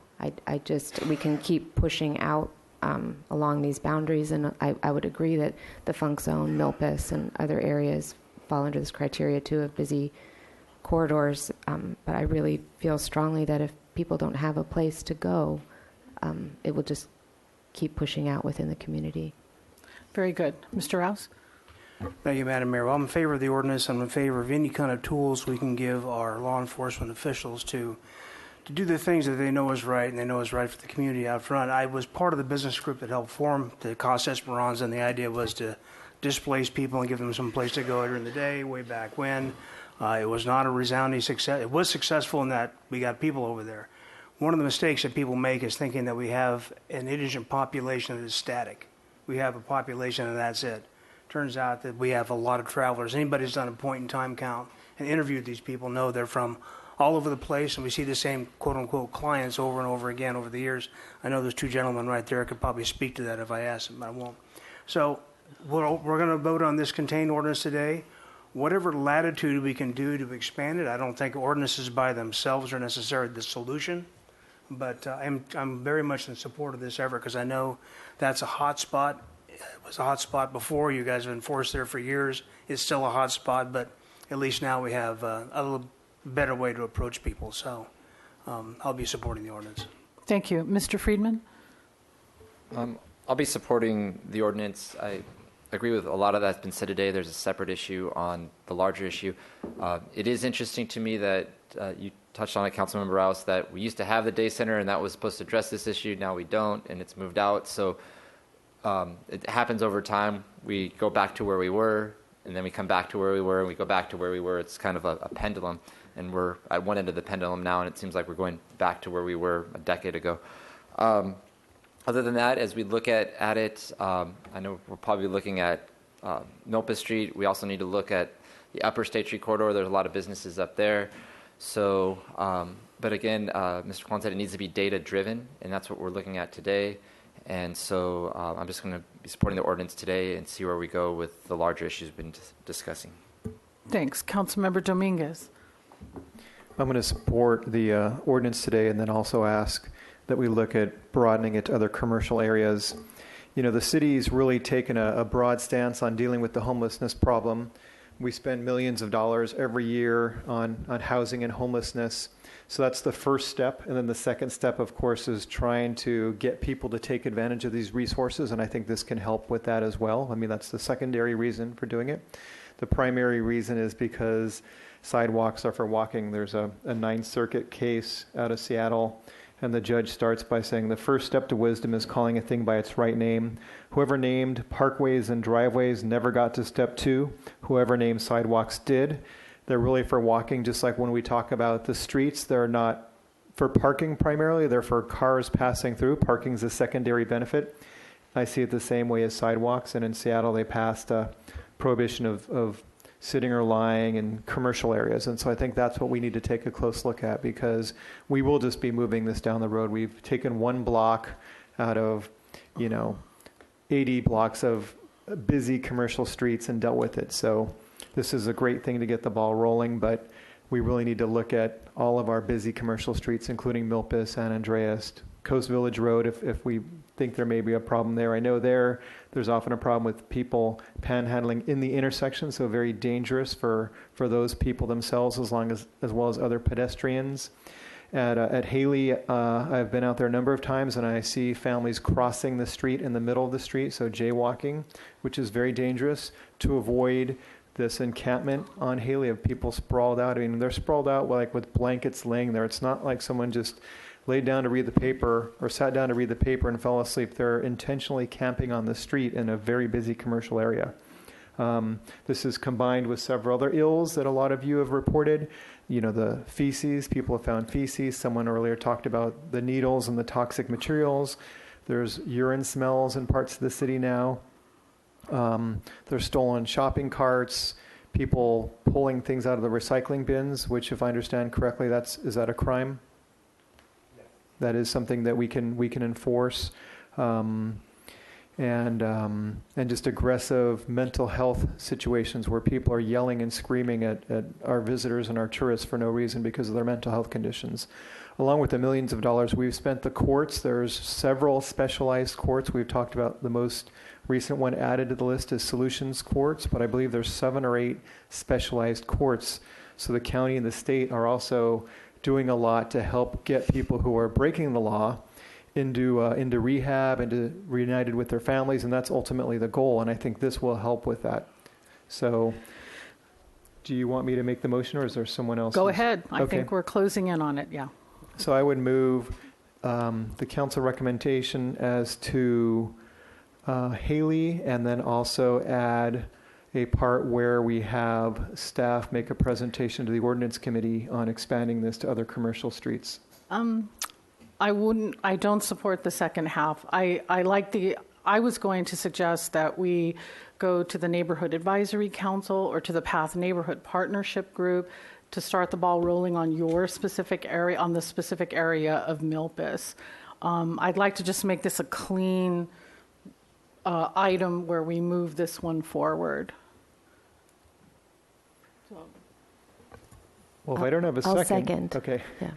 So just to respond to that, I think it's pretty clean. We're just expanding it to other commercial areas. I don't want to get into anything other than commercial, so I keep it clean with commercial areas. Mr. Gutierrez hasn't weighed in yet. Go ahead, Councilmember Gutierrez. Thank you. Going back to if I can ask you a question. Going Yes, back please. to it being some regular perpetrators that are doing this, have they been offered services to try to get them away from that area? If I may answer, Sergeant Brian Jensen, Restorative Policing. Thank you. And Madam Mayor, Council. My restorative policing team in particular has spent a lot of time with the individuals on the first block of East Haley Street and attempted to provide services to them. And in addition, have coordinated with other agencies, including Adult Protective Services, Behavioral Wellness, and Department of Health. And the main perpetrators on that block are service resistant. They have refused all services. And we've provided, to answer your question, many alternatives to them. And I can tell you that the AmeriCorps volunteers with Home for Good are working specifically with Greg, the fellow that you mentioned, and John. There's a couple of people there really trying to find them accommodations for their physical problems. Mr. Gutierrez, yeah. When it comes to their addictions, it seems to me, I've been hearing that it tends to be the smaller alcohol bottles that they tend to obtain to feed their addiction. I don't like to regulate businesses or anything, but is there some way we can try to restrict the selling of those small alcohol bottles in that specific area? Because it seems like they're hanging out there because it's available. They're not hanging out at the beach. They're not hanging out at other places. Like, you can hang out at the beach, but it's not available there. So is there something that could we could look into to do that? Yeah, Madam Mayor. Go ahead, Mr. Casey. Councilmember Gutierrez. City Council's given staff direction to bring back an off-sale alcohol ordinance discussion, which gets at one of those issues. It's one of the issues that will address. And so staff is now starting to work on that. It'll be to the ordinance committee in a relatively short period of time. Thank you. So it's on the planning staff's things to do list with a lot of other housing items ahead of it. But Mr. Kalan, go ahead. Yeah, I don't know that I'd lay it on the planning staff. I think it's going to involve more of my time. Okay, and it involves obviously the city attorney's office as well. So, Mr. Friedman and then Mr. Hart. Just to speak to the motion and the point on whether or not we should have a clean vote on this and address the other, I'd support it, but I wanted to ask Mr. Klon, because you said the bigger you make this, the harder it is to defend. And I just wanted to ask you, since we have before us today this specific issue of East Haley Street here, and then we're also talking about making it larger, if we should in fact bifurcate the two, have a vote on just what's on the agenda, and then maybe we could give some direction after that vote on where we want to go as a council, rather than tying them together. Madam Mayor, Councilmember Friedman, that would be fine, but I don't want the council to be afraid to ask the ordinance committee to look at different issues. There's no injustice in looking at issues if we get to a place where it is so massive that it's too big. I'll sound off and we can adapt at that point. So I view the council as wanting to earnestly explore Funk Zone, Milpas, Coast Village Road, medians, which are another challenge in and of themselves. So no, it's not troubling to have that breadth as part of the direction of the ordinance committee of things to look at in addition. So we're talking about, if we vote for this motion, we'll put this forward specifically and then send to the ordinance committee the task of looking at other areas that might benefit from a sit-lie ordinance. If that's your pleasure. Was that what you meant by your motion? And the seconder? Any other discussion? Mr. Hart, your light's on. Yeah, I think that while it sounds reasonable to send this to the ordinance committee with this broad direction, there isn't any boundary on that we're talking about here. There have been a number of commercial neighborhoods identified in the discussion here today, but they are not comprehensive. It is not every commercial neighborhood that we have mentioned. Should we be mentioning every commercial neighborhood in this discussion to be comprehensive, or should this be data-driven from the police department through our process? I think it's really important to recognize what the city attorney is talking about in terms of the balancing to protect the existing ordinances that we do have and not put those in jeopardy by going too far. And I am concerned that the process that we're starting down, while the city attorney did say it is, technically not inappropriate, I think it can quickly become a less focused, less effective mechanism than what we're looking at today. Today we had a very specific circumstance that requires additional tools to intervene, and we are clearly on the correct side of the judicial rulings in regard to that with this situation. And now, because we're talking about it more broadly, we are walking down a very, very different path with a very different approach. And I think there is jeopardy in that. And I think that all the council members have different levels of experience with this issue, different levels of knowledge, different levels of understanding of the complexity of this, and I think it is really important to understand all those interrelationships before moving down a very broad path. So I personally think it makes more sense to act on what was on the agenda today, and if we need another agenda item or even to take more time to understand the relationship between these things, it would be time well spent and would serve us well in the long run. Because there are, the city of Santa Barbara, for better or worse, is the subject of a lot of legal scrutiny from advocacy groups that would welcome the opportunity to sue us by misstepping. Many other communities in the country do not have that scrutiny, do not get that attention.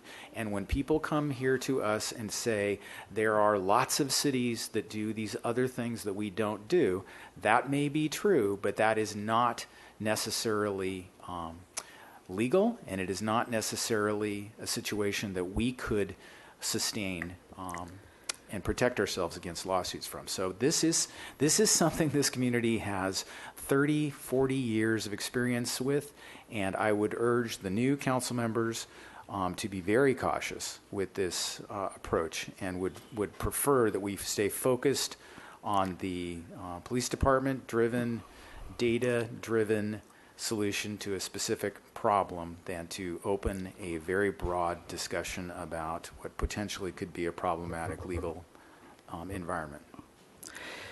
Mr. Hart, I agree with you. I know that there are data on Milpas. I can tell you that for sure, having been active with the Milpas Action Task Force and the PATH Neighborhood Partnership. So when it goes to ordinance, that will be clear. And the other areas that people are concerned about, it would be a trigger for more scrutiny of the Funk Zone or Coast Village Road. I will be voting for the motion as it is. We really need to get this East Haley part going. I've looked at the data over years on the Milpas area, so I'm thinking we're going to get to the assurances that you need. So, well, let me just speak to that specifically. I don't doubt that there are places in the city where there is data that will drive this discussion, but I don't understand, or I haven't heard any process that would drive this discussion that way. I've heard a listing of generally broad neighborhoods from council members. Again, is this the moment when everybody with their different districts should name all their commercial streets in their neighborhood to have that data-driven screening process to come to a data-driven solution? Or are we just broadly saying we want staff to go out and look at every commercial neighborhood in the city and do the data mining to find other hotspots? That is a significant, large-scale staff workload problem that fits in with all of the other workload problems. Councilmember Gutierrez very astutely observed that the off-site alcohol sale ordinance is another thing that is a tool in the toolbox that we have not gotten to because it's a staff workload issue. So these things are all connected. It is easy, it is simple to pass a little motion and say, we're going to go and look at all this citywide. The reality of making that happen and making that happen on a timely basis and a fair basis is very complex. Thank you. Mr. Dominguez? Great questions by Mr. Hart, Mr. Friedman, and the mayor. This is something we definitely want to be very careful about. Speaking of being careful, I try to be careful up here as the only attorney up here not to take advantage of my legal knowledge and not be preachy, just like you don't lord over everyone what your particular industry is. But this is an area where maybe I should have spoken a little more in my introduction of this. So I think the reason we have all this great data isn't so much for the legal challenge we might present, but it's really one of the commenters talked about what are we doing as a council for our city. And I think this goes a long way, these 22 arrests on this particular slide, to show why we're spending our time on this. It's not required as part of the legal challenge. I heard people talking about a data-driven legal challenge and balancing. This is not a balancing type of thing. The challenge would be, and please correct me if I'm wrong, but this would be a freedom of speech challenge, and this is not something you balance because the freedom of speech is one of our fundamental rights. This is the police power of the city in regulating commerce and other activities on our sidewalk to keep it clear for safety reasons. Okay. So we don't need to have the data for every street this is going to apply. And in fact, we're probably safer if we draw a set of criteria that are constitutionally mandated and apply it to the whole city. We don't necessarily have to ban it on all those streets, but our definition of what should be constituted a street susceptible to sit and lie ban is going to be the same definition for every street in the city. Whether the street meets that definition or not is going to be individual, but commercial is going to go a long way for 95% of these streets. You might break it down whether it's retail versus a warehouse. So that's why I suggested maybe we start with some of the more populated commercial areas like Milpas and Coast Village Road. And I certainly have had constituents call me this week about Milpas.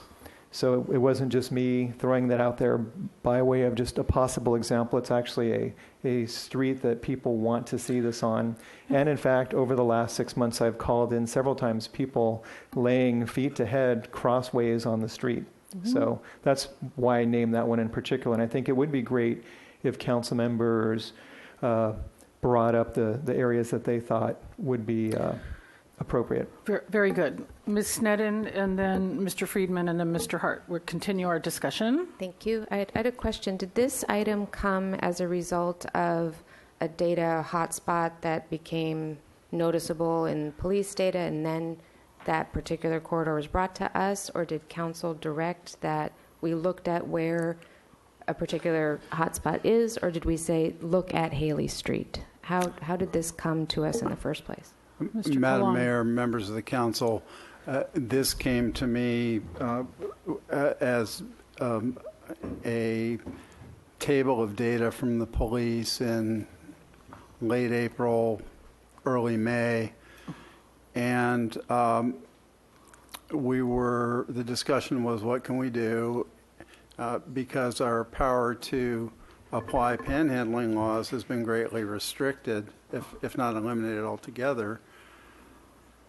So I brought up Sitli, given the unique characteristics of the businesses on that block.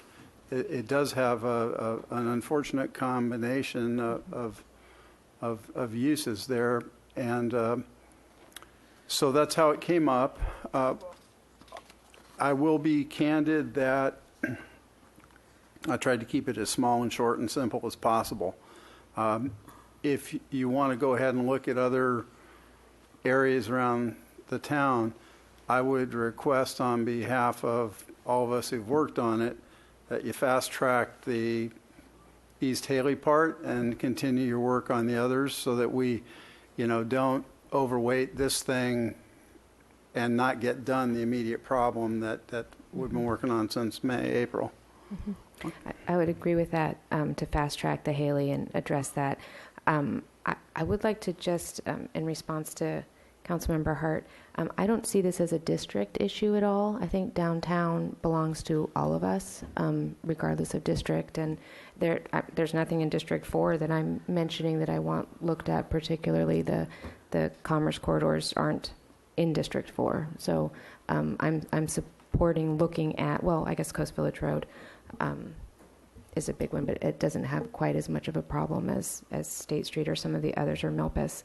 I just see this as a supporting businesses and people who want to go downtown and supporting our industries to look at it. I don't want to overburden this particular item. I'd like to fast track the Haley and then would take direction on however it's best to look at where are there hotspots or the commercial districts or how we could apply it uniformly. Very good. Councilmember Friedman? I have a question in regards to the staff time that it would take to do this effort. We always talk about what are we going to give up? What's the amount of staff time? I support both of these, but I would ask if the maker of the motion and the seconder would bifurcate them. I think based on Mr. Colon's reasoning that this and we're agendized today, that's what we were agendized for. That makes it clean. That fast tracks it by making it a separate motion, and then we can have the second discussion, because when we get into all these issues, there are a lot of areas as you go up into the Upper State Street area. There's cannabis areas that are coming into parts of town too that are going to be issues with this, and so we're talking about a much larger issue than what's before us today. So I would request that we can take a separate vote. And also, it gives staff time to come back to us to understand what resources it's going to take to really look at this comprehensively as we expand it, and if we're going to have to trade off anything that we've already put forward. So I am asking for a separate vote on this, if you would be open to that. Okay. Mr. Dominguez, what's your response to that? I'm perfectly happy if we fast track this. The one thing I'm hesitant about is that it seems like there's this understanding, and maybe you can comment on this, and these charts with arrest is really something that comes out of nuisance law. If you want to bring a common law nuisance action against a property owner because there's arrest taking place at their property, you definitely need to show to the judge that it's a nuisance. But nuisance law is not what we'd probably face a challenge from a plaintiff's group in a civil rights context. So in terms of a heavy, intensive, data-driven process, it's not. In fact, that would make your job defending these much more difficult if we tried to add these criteria in. I think you want to keep it simple, just like in an employment situation with at will. You don't want to name a bunch of reasons why someone's employment was terminated. That's just going to muddy the water. So bringing in these criminal records is just going to muddy the waters. I think we would keep it to a straight, this is a commercial area, and not get into the crime record, because that's not anything that the cases and the precedents bring up. So that would be my only thing I want to clear up. And I think all these things that people have recommended, Ordinance Committee can do that on the fly based on the motion that I made. This just gives staff the ability to bring it to Ordinance Committee at its ability to bring it, and ask the Ordinance Committee how it wants to deal with it. And I think it can bring the Haley ordinance drafted under the motion I made. Are you satisfied with my motion in terms of your ability to bring at your first? Well, it sounds like your motion was a two-parter, and right, you said you'd be willing to separate them, because if there's concerns on the second part about going forward with other areas, then someone can vote no, and the Ordinance Committee will take it up if it goes Absolutely. forward. And that's why I just wanted to explain why the data is not needed, so people don't. Okay. So I'll withdraw my motion and make the staff recommendation? I'll do that one first. Okay. And Is that okay Councilmember with the Sneddon, do you seconder? want to second that one, since you were the Second. seconder? Yes. Okay. So anything to that motion, Mr. Hart? No. Madam Mayor, Mr. Kalan. I tried like heck for this not to happen, but I need to get into it. In terms of why it needs to be data-driven, the former law, going back to the mid-'90s when Seattle had its case, which I think appropriately was named Roulette.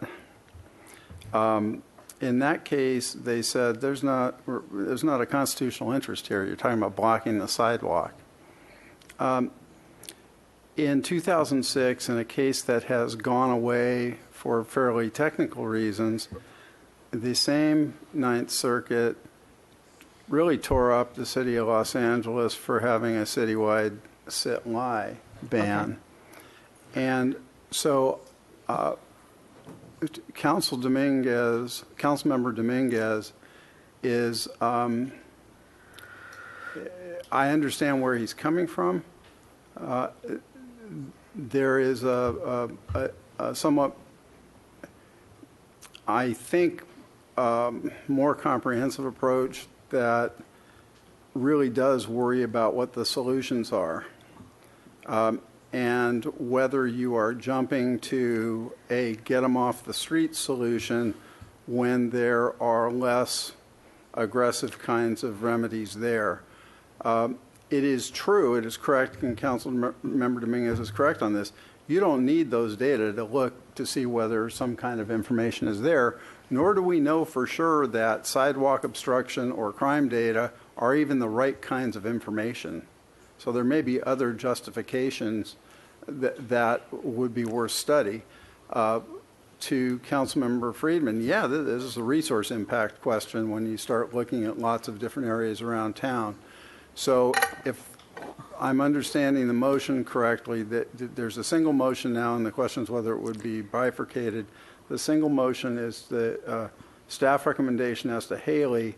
I have the staff to present on expanding the sit-lie to other commercial areas, was the second part of the motion I heard from Councilmember Dominguez and seconded by Councilmember Sneddon. That's been withdrawn.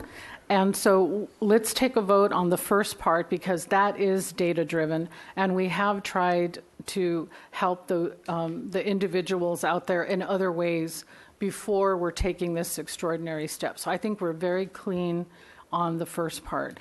So let's go ahead and vote on that. I don't think we need to take a roll call on that. All in favor? Aye. Any opposed? Okay. And so, Mr. Hart? Yeah, in order for me to support the second half of this motion, I'd like the staff to come back with some context about the resources required to do this undertaking. Rather than jumping into it and sending this to the ordinance committee and committing to that exercise of staff resources and attention, I think it would be more prudent and more effective to have staff at a different point come back with some of the trade-offs that are involved in that and how extensive that deliberation will be, so that the council has all the information necessary to judge that appropriately. Okay. Mr. Casey, is this a planning department question? Not really, huh? So we don't, it's an Ariel Kalan question. So, Mr. Kalan, how would you respond to Mr. Hart? Do we need to look at how much you and your office are pulled this way and that with what's already on your plate? So I'll say it very candidly. Mr. Hart's concern is to save me from making promises I can't keep. So, yeah, I'd prefer to take a look at where in the sequence of things this would come, and I think it would be good to speak with the police as well. It's not a planning issue. It would be my office, police department, and some civic engagement. So perhaps this is something you could bring back at one of the police department updates, which we have regularly. No, Mr. Casey's shaking his head. Or report to the ordinance committee if you wanted. A report to the ordinance committee. Copy the council. On how, and with a copy to the council on what it would take your workload to look at different areas beyond Haley, East Haley. Because we do need that alcohol sales ordinance too, which really underlies a lot of what we've been talking about today. So would someone like to move what Mr. Kalan just suggested? I'll make a motion to have the city attorney's office prepare a report to the ordinance committee and copy to the council describing a work program to look at this issue comprehensive and identifying the staff trade-off, resource trade-offs that would be required to do that. Second. And a second from Mr. Friedman. Any discussion on that motion? You guys are discussing among yourselves. Let us know what you're talking about. Okay. I was just saying we could probably combine that with the ordinance discussions committee. It just seems like if you're sending it to the ordinance committee's job is to decide if there's going to be an ordinance, not to make resource allocation decisions. Okay, I'll just amend the motion to have it be a report to the council, not to the ordinance committee. Wait. I was supportive of the motion you made. Don't change it yet. Well, I don't know I think Councilmember Dominguez is right. This isn't an issue just for the ordinance committee to decide. This is a council resource allocation issue, and it appropriately should be the council. And if I may, Madam Mayor, council needs to direct ordinance committee anyway to take this up. Okay, so Mr. Friedman, you were the seconder. You're great with the report would come back to the city council. Okay, any other discussion on that? All in favor? Aye. Aye. Any opposed? Okay. Staff, are you clear on that? Thanks so much. And East Haley's going to go forward. That's good news. What's the next item? Let me say to the people who are waiting to finish public comment, we have 2 items. So it's at least 5 o'clock. If you wanted to get a coffee or do so, you're so welcome to sit here. Madam Mayor. Yeah. I might be overly optimistic, Mr. but I Casey? think the next 2 items go fairly fast, and then I think it's probably appropriate to finish the public comment before the closed sessions. You generally end your day with closed sessions and not return to council. So I think it might be more 4:30 rather than 5. Okay. I'm hopeful. So we're thinking at least 30 minutes. And para las personas que hablan español, how do you say headphones in Spanish? Cositas? Audífonos. What? Audífonos. Oh, say it loud. Los audífonos. We have headphones. Good, thanks. What's the next item? Item number 11, subject selection of bank to provide banking services. Mr. Samario, Thank you, Madam Mayor, members of council. take it away. Bob Samario, Finance Director. Wanted to talk to you about the results of our banking services request for proposal. Just to be clear, we're not asking to execute any kind of agreements or contracts today. What we're asking for is to direct us to negotiate an agreement with a bank based on a process we went through over the last several months. So in terms of background, we decided actually a couple years ago that we would go through this process. It's a long process, but the request for proposals, primarily for two reasons. One, when we transitioned over a number of years ago from Santa Barbara Bank and Trust to Union Bank, we saw our fees go up fairly significantly. I think we enjoyed some very favorable fees and rates from Santa Barbara Bank and Trust, given they were a local bank, and we had sort of their namesake. And also, we heard from Union Bank at least a while ago, initially, that they may not be able to accept monies that we would get from cannabis businesses, even though they would come through our offices deposited with the rest of our monies, that they would not, because of federal concerns or federal laws, that would be able to do that. So we did decide to do an RFP, but prior to doing that, we met with the Finance Committee. That was an important part of this exercise. And when we came up with and started developing what would be the criteria we would use to select a bank. One of the things we wanted to talk to the Finance Committee about was the issue of social responsibility. That was a big issue a year and a half ago. You may recall that it resulted in fact, in us modifying our investment policy to deal with companies that we might invest in that are deemed to be socially irresponsible. And the issue in the banking side is also relevant in that the association with Dakota Pipeline and other things, other matters or areas that are deemed to be socially responsible is a big deal, because banks generally, by and large, here in Santa Barbara, are one way or another tied to that pipeline. And so for us, we were concerned about, are there local banks who would probably not be involved in that, be able to meet our needs? And we didn't think they could, but that was our concern. So at the end of the day, what we decided with the committee's support is that we would not categorically exclude any bank that had any affiliation with Dakota Pipeline or things like that, but we would assign some points out of 100. We would assign 15 points to that area.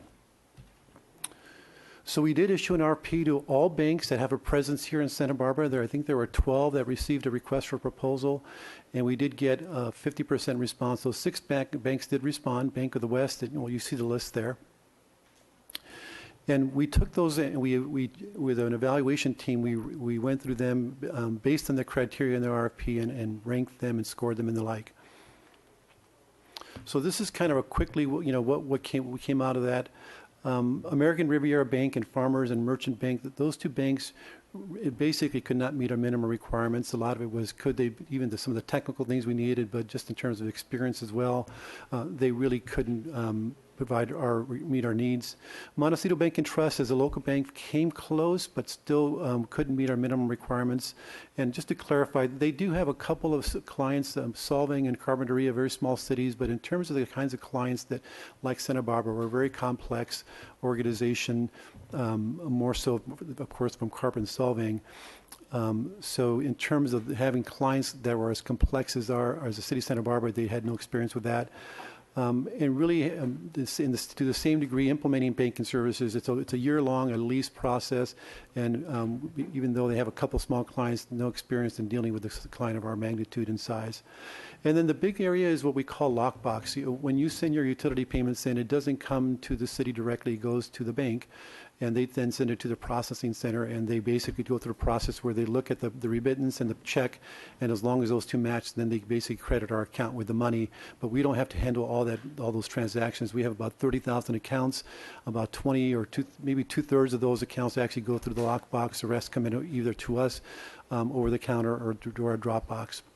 And so Montecito Bank and Trust has a commercial lockbox operation, but nothing, in our opinion, that demonstrates the ability to meet our needs and the volume that we have. Bank of the West actually submitted a very strong proposal, but once we got the proposal, it was a little confusing about their ability to accept cannabis revenues, tax revenues. When we called them, they said really they couldn't agree to that in writing, so they basically were out of consideration.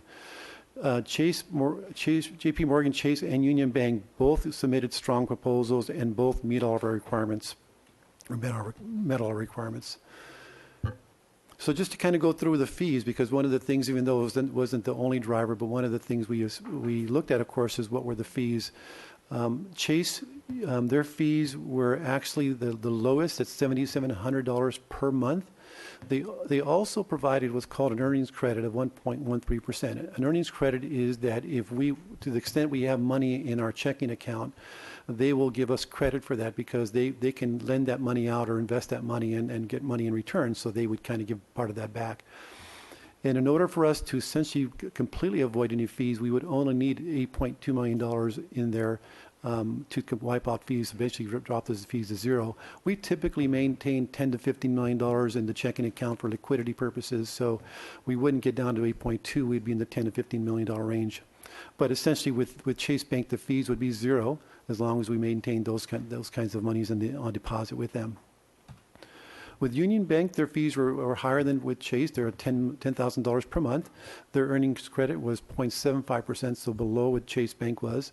And we would have to be at $18 million in order to completely avoid fees. But in the range of $10 to $15 million, we would see probably about $751 per month. So not a lot of money, but still more than Chase Bank, but just slightly. So we took this to the Finance Committee on a few occasions, wanted to make sure that they were comfortable with where we were headed, because at the end we were down really to two banks, as I mentioned, and we brought that to them. And we recommended essentially a one-year contract with Union Bank. Even though Chase had slightly better fees and both were equal in terms of their ability to meet our needs, we essentially felt that Union Bank, because there is an existing bank and because we wouldn't have to go through an implementation process, we thought it would make sense to stick with them. But the committee suggested we do a one-year contract because, again, they were still concerned with the issue, rightly so, about the issue of social responsibility. We believe that a shorter contract so we initially recommended a 3-year contract. They wanted one, and we do agree that a shorter contract would serve two purposes, and that it would send a message to Union Bank and other banks that social responsibility is important to the city. And to the extent that local banks can or have a desire to or are close to it, that gives them time to make the necessary changes to their operations and investments that put them in a position that they could theoretically meet all of our needs in a short period of time.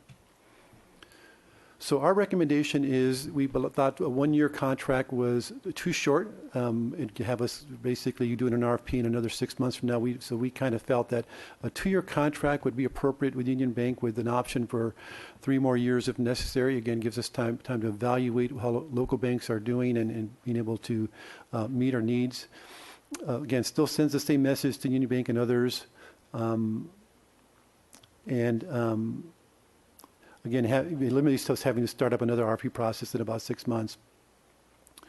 And the more important thing, as I mentioned, sort of workload. We have 2 major efforts going on in the next 12 to 18 months. One is, as you know, in community development, the Excella project, going through that conversion, major effort likely to be done in the spring. But right behind that, we're going to be implementing a new time and attendance system and a new scheduling system for public safety. That'll take us probably to the fall of next calendar year. So really, we aren't even able to go through an implementation for 18 months because the same staff that are working on those projects are going to have to be dealing with this implementation for our banking service. So that's the basis for our recommendation. I wanted just to kind of make one additional comment, and that is Montecito Bank and Trust, as you know, they came close in terms of local bank, and that they have no affiliation with the Dakota Pipeline. One of the things we thought would be helpful is if we were to carve out part of this contract, if you will, related to trust services. There's really 2 parts to it. There's banking, and then there's trust for all of our investments. They hold our investments on our behalf. And they're really discrete services. They don't have to be with the same institution or organization. And we thought it would make sense for us, given that there is a part that Montecito Bank and Trust could handle for us as a local bank, and that's the trust services. So I would look for direction from City Council that we at least negotiate a 2-year agreement with Union Bank for the primary banking services, but look to negotiate an agreement with Montecito Bank and Trust for the trust services. And with that, I'd be happy to answer any questions. Okay, thanks. I don't see any lights on. Maybe people are still ruminating. Is there any public comment? None either. Then, Mr. Hart? Yeah, I just want to say the Finance Committee discussed this at length, a number of meetings, had a lot of people from the community testify about this, and I think that now we are in a place where staff has got a great recommendation that kind of blends both worlds. It's practical for the finance department, for the city to be able to have this kind of a time frame. It gives a strong message to our current bank that it's important to us about having a socially responsible investment portfolio. I think they understand that. It gives them time to consider that in the marketplace about how they would continue to be partners with us. Gives time for the local banks to build more infrastructure to make it more practical to potentially, bid for the city's business. And I think this is should be a win-win for everybody involved. And I'm just pleased that we've gotten to this place after a lot of input from different people. Thanks. Councilmember Snedden? Thank you. I agree that it makes sense to stay with the current bank, but also if we could consider moving the trust accounts, and with that, a letter describing why we're making that choice, and to have it more formalized that it's because of support of the Dakota Access Pipeline or whatever it is that we wanted to add to that to formalize the statement. Okay. Mr. Rouse? Yeah, thank you, Madam Mayor. I'm going to support the staff recommendation. I did contact Union Bank to find out exactly what part of their portfolio involved the Dakota Pipeline, and it's infinitesimally small. And my fear is this: is if we do this on every time we do a banking services agreement, if we go after whatever we think is the issue of the time, we can spend a lot of staff time and a lot of staff money. And this is a very involved process. And if you actually change a bank, it's a really involved process. So Union Bank, even though they're not technically a local bank, do a lot of things here locally, do a lot of supportive things for the community. And I just think we have to make sure that we're making decisions based on big picture situations as opposed to trying to drag out minutia every time we do one of these things. Okay. Mr. Dominguez? I think the proposal is a good way to balance the tension of trying to do what maybe has a larger social impact, but also taking care of our needs. So I would make a motion to allow staff to negotiate this 2-year contract. Second. A second from Mr. Hart. Any other discussion? All in favor? Aye. Madam Any Mayor, opposed? Just maybe include the trust portion in your direction, the staff recommendation, but with a sort of modification to direct us to negotiate an agreement with Montecito Bank and Trust for the trust services. That wasn't in the staff recommendation? No, it was not. Okay. Mr. Dominguez, will you add that? We sort of Can already you voted. provide a little more background on that, please?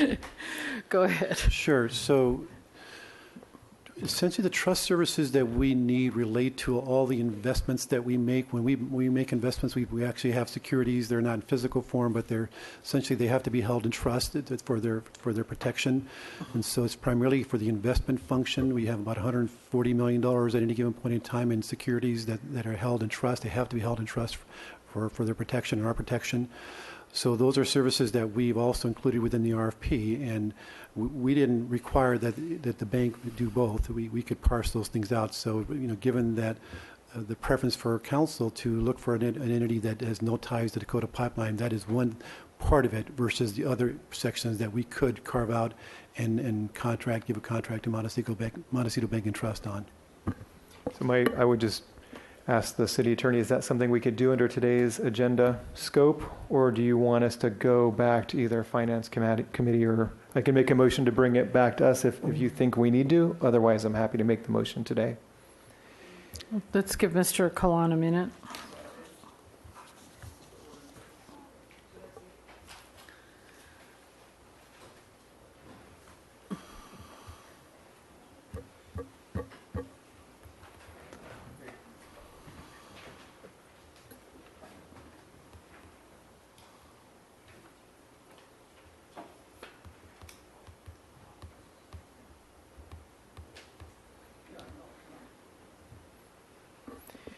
What did you say? The second part that includes authorizing staff gives you a fair amount of room to decide what you want to authorize them to do. Can you restate what the role Montecito Trust would be in the scope of their action? Sure. So they would provide the trust services related to our investment function. Okay. So if that's within the scope of the agenda report, I would make that motion. And still seconded by Mr. Hart. Any other discussion? All in favor? Aye. Aye. Any opposed? So we're good. Thank you. Okay. What's the next item? Number 12? Item number 12, subject approval of construction funding agreement with the California Transportation Commission for the Las Positas and Modoc Roads multi-use path. Recommendation that council adopt by reading of title only a resolution of the Council of the City of Santa Barbara approving a baseline agreement with the California Transportation Commission for the use of funding provided by Senate Bill 1, Road Repair and Accountability Act of 2017 for construction of the Las Positas and Modoc Roads multi-use pathway project. Thanks. Mr. Dayton, you're back from your vacation. I am. I know you've been gone. Go ahead, start. Madam Mayor, council members, good afternoon. Rob Dayton. This item is a project that we're very, very excited about. That's an active transportation planning grant project. In the past, we haven't come to you with agreements, so this is a little different because the price tag is a lot higher. It's a new rule that has been implemented with SB 1 to have an agreement with the council of projects this size. So that's why we're asking about the agreement today. A little background on the project. This is Las Positas Modoc multimodal use path, 2.6 miles. Can you believe that? Of new off-street path for bikes and recreational use.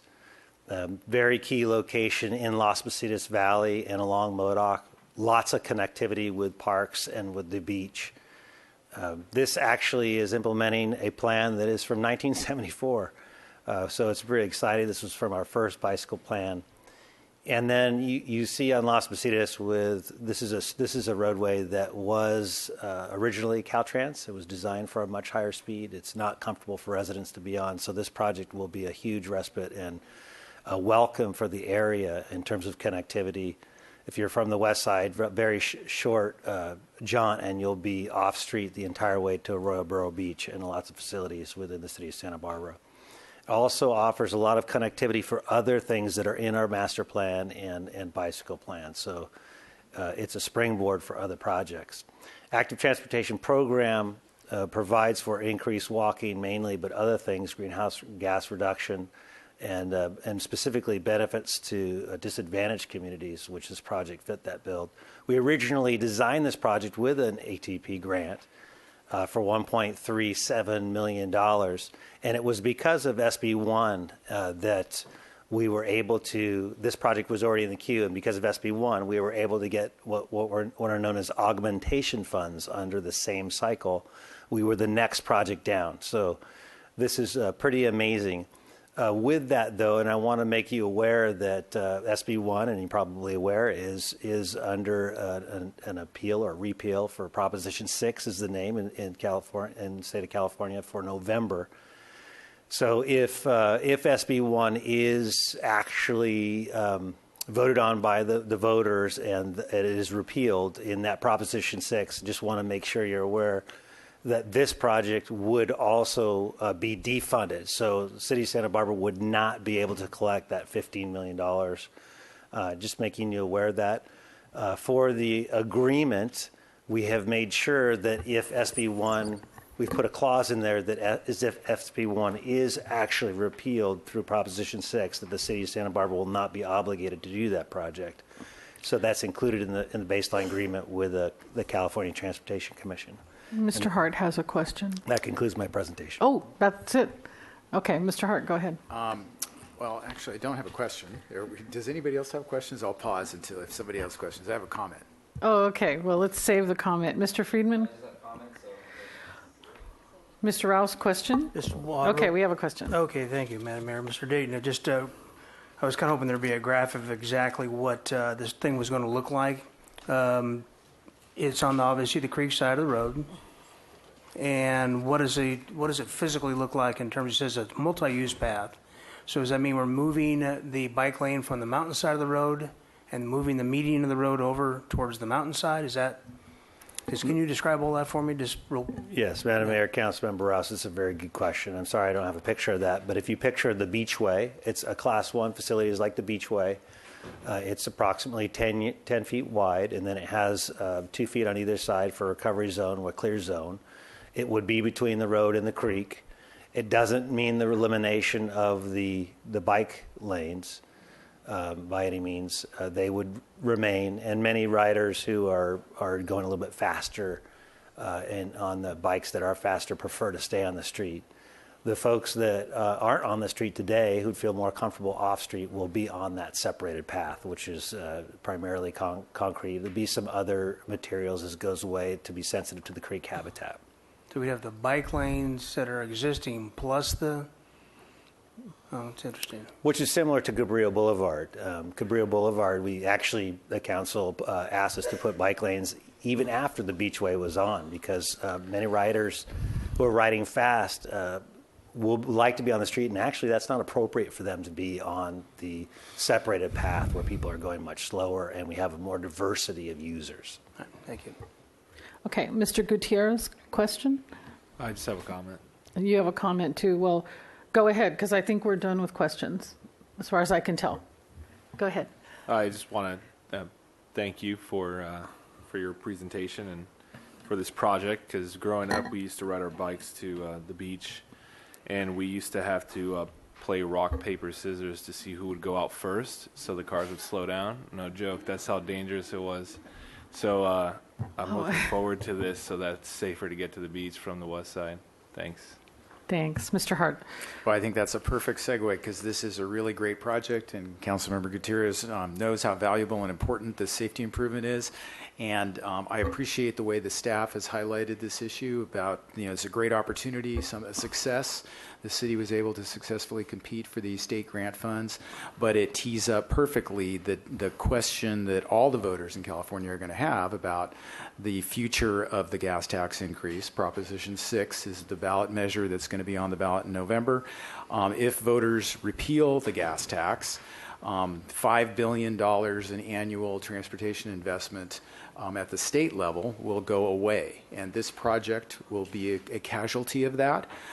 Additionally, more than $2 million a year to the city of Santa Barbara for road maintenance will be at risk by this decision. And I think most significantly for the region, the $400 million that our area has received in state grant funds to complete the 101 HOV project will also go away. And this is a generational opportunity to finish a project that has taken more than 30 years to get to this point in time. The critical connection between our workers who increasingly live in Ventura County and the jobs that are here in South County. There is no other locally viable funding supply that can supplant those state funds. If this money is gone, that project will stop. Essentially, there may be the ability to use some of the Measure A funds to do a portion of it, but completing the corridor, making the connection, having the third lane the entire way, that project will be delayed to a point where I don't know when it would be resumed. So there is a huge consequence to this decision. There's more than $1,000 for every person in Santa Barbara County at stake in this decision, and the amount that individuals pay in the increased gas tax is about $5 a month. So you can do that math. We can pay to have the gas tax continue about $5 a month and receive $1,000 per person in benefit, or we can choose to abandon the gas tax revenues and stop these critically needed transportation and safety projects. This is how we're going to make our roadways safer. This is how we're going to relieve congestion. This is how we're going to maintain local streets and roads. And the voters of California are going to have a decision to make on Proposition 6. And it will be a very close election, so everybody should become more aware of the consequences of this decision. And I just appreciate you bringing this project forward in this way to shine a light on the risks involved in that decision. Thank you, Mr. Hart. Councilmember Friedman. First, I'd like to thank our staff for being proactive in securing this. You did a great job presenting this and securing it and going every step of the way. And I'd also like to thank previous councils going back 30 plus years for having that vision to keep moving this forward. And So it's great, and just the safety aspect of it, driving by there, a few times a week at least, and seeing not only bikes but also joggers on that, it will definitely be a safety enhancement. And I know there have been some issues in the past where I think joggers or bikes got hit on that road. So this will definitely alleviate that. And I'll be moving this for approval. Very, very good. So a second from Mr. Hart. Ms. Snedden. I just wanted to add my support. It's a really excellent project and very excited about it. And I think there are many of us and our residents who use that corridor frequently. And myself, who's not comfortable right on the highway, I will be very happy to use the separated bike lane. So thank you for bringing this. Thanks. Mr. Casey? Yeah, Madam Mayor and Council members, I just want to do an extra shout out for Mr. Dayton and Mr. Bailey and the staff who supported them to get this ATP grant. They are very complicated, large grants, and I believe on a per capita basis, we're the largest winning ATP grant recipient in the state. They've just done an outstanding job in kind of accessing this outside money to implement this vision that we've had for a long time, and I just want to publicly congratulate them. Good. So we'll keep our fingers crossed on everything, and thanks again for your work. Let's go ahead and just vote. I think we're in agreement on this wonderful project. All in favor? Aye. Aye. Any opposed? Okay. Thank you. And let's go to public comment. We can do our committee assignments after that, since these folks have been waiting so long. Reina Vega, did you want to come up? You're at the top of the list, and you'll be followed by Sarah Cunningham. You said you wanted to give your time to Alejandra Melgoza, but I don't think she filled out a slip yet. So I'm going to set that one aside. So Ms. Vega, you'll be followed by Abraham Michael Montenegro, and you have 2 minutes. Thanks. Okay. Hi, my name is Reina Vega, and first thing I want to say hi to everybody. And I'm here to support Get nice and close. Get nice and close, yeah. I'm here to support all these people that have problems with housing, because I think everybody have the opportunity to live in a decent housing. It's not my problem right now, but I used to have this problem in the past. So now that I came to this meeting, I learned something very important that I didn't expect. The first comment at the beginning, someone touched the point about air condition for the people. You know, I have apartments that I never thought about it, about the AC, because this is an old property, doesn't have it.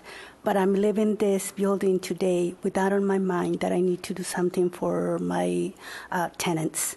And maybe it's a short comment, but I'm here to support the people. Thank you so much. Abraham, or are you here? Here to address the tenants' rights issue. I just want you to know that there are people that are losing their homes and that will eventually also lose their homes, and I think the most affected will be their children, the youth. I personally volunteered for 8051 DocuFund after the disasters, and I interviewed many families, many with children, all working class. They probably won't have a home, right, in a couple months, maybe in a couple years. Most recently, we just heard about corporate landlords purchasing property. I know that's happened here forever. It's been happening for a long time, you know? You can add property to your investment portfolio and whatnot, and it's really easy to sell and buy property, especially if you have a lot of money and if you're white, you know? Other than that, going back to the kids. I work with high school students. I work with young kids. A lot of them don't have parents that can be there for them because they're working often multiple jobs. I'm not sure if you know how that feels. To be able to provide for their housing and their shelter and their food and their clothing and their safety as well. And I can see that when I work with them. I can feel it. I can hear it. They express their anxiety, their concerns, the pressure, the pain. Right? I've worked with people who have to travel from outside of town to come to school, right, to work. That's where you come in, right? You're responsible for your constituents. But how are you going to be held accountable when years down the line, when you're no longer here, and these developments are occurring and popping up and pushing people out of town and forcing them to move to Lompoc, Santa Maria, Oxnard, Bakersfield, places where clearly it's not the same, right? They don't have the same quality of living, right? You're pushing them to places with high rates of crime and poverty, and you're losing a labor force, right?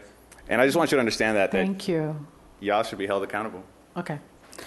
Mr. Montenegro, you're next, followed by Matilda Balcazar, and then Sandra Alvarado. And Mr. Rodriguez, are you translating if necessary? Okay, thanks. Go ahead, Mr. Montenegro. Hi everyone. Hi City Council. Pleasure to be here. I'm here on the issue of the corporate landlords, Empire USA and Masco Property Management of the Voluntario Apartments. I'd just like to start with just sharing a story because I grew up at those apartments, the ironic Indio Muerto in South Ontario. I grew up in apartment H. I remember moving to Santa Barbara, all of our family of 4 in one room. We saved up money. We got that apartment because it was affordable. Then, you know, my parents worked really hard, and they eventually bought a house. But me growing up in that neighborhood, it was beautiful. It was a Latino community, predominant, where you could speak Spanish and English like whatsoever. You know, I like to use the term Chicano. And this idea of this management company coming in and changing the fabric of the community, and with the interest of high rents, and especially after the Thomas fire, what happened to the 805 Strong? Where's the justice? Where's the accountability of like these property managements doing these predatory actions against the working class? So that's really disturbing to me, and I just hope there's some justice taking place against this company and other companies like Ivy Apartments. Just want to share, I wake up, their apartments, one of the properties is right across the way from my home, and their sign is like blight. I hate driving around on my bicycle, seeing giant signs, Ivy Apartments, around my neighborhood. So I just want to also bring that up, and that's work for the interest for the working class that serves Santa Barbara. That is Santa Barbara. Thank you. Thank you. Ms. Balcazar? Does she have to go? Sandra Alvarado? Come on up. You'll be followed by Jenny Monterosa. Buenas tardes a todos. Mi nombre es Sandra Alvarado. Yo vivo en los departamentos voluntario 234, Sur Voluntario. Hello. Good afternoon. My name is Sandra Alvarado. I come this afternoon to speak to you. I was a tenant at the Voluntario Apartment. Como están comentando muchos de los compañeros que vinieron a apoyar, en estos departamentos también está mucha injusticia. Los departamentos están en muy malas condiciones. Like a lot of the people that came to speak already, there's a lot of issue with these apartments, and I saw that firsthand being there. Hay discriminación. There's discrimination. No hay igualdad. There's not equality. Las rentas están subiendo sin control. The rents are rising without control. Yo entré pagando hace 6 años 1,650, perdón. I came in 6 years ago, paying, ¿cuánto era? Ahora estoy pagando $2,495. ¿Cuánto era al principio, perdón? 1,650. I started paying $1,650 and now I pay. Y ahorita estoy pagando $2,495. And now I'm paying $2,450. No ha hecho nada en mi área de mi departamento. There has been no updates or fixing of my area of the apartment. Hay cucarachas, hay ratas, There's los cockroaches. baños no funcionan, There's rats. The bathrooms aren't las working. carpetas están horribles. The carpets are horrible. Las personas encargadas de esas áreas no son las personas adecuadas. The people in charge of this apartment complex aren't Tanto como la doing their work. manejadora, Let it be the manager, como el esposo que es el encargado de mantenimiento. or let it be the husband who's in charge of the maintenance.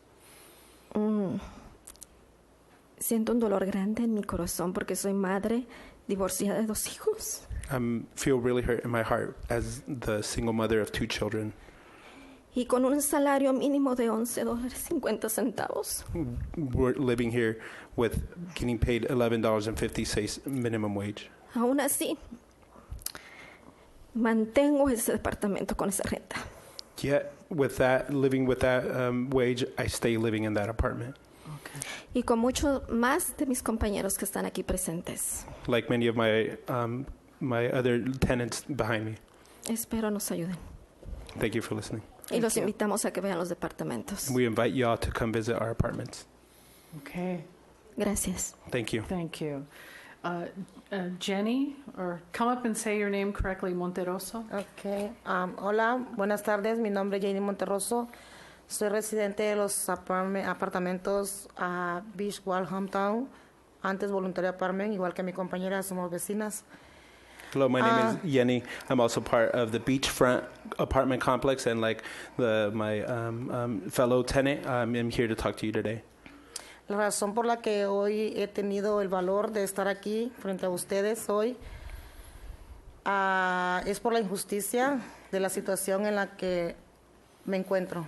The only reason I have the courage to come in front of you today is because of the issues and the injustice that we're facing as tenants at this apartment complex.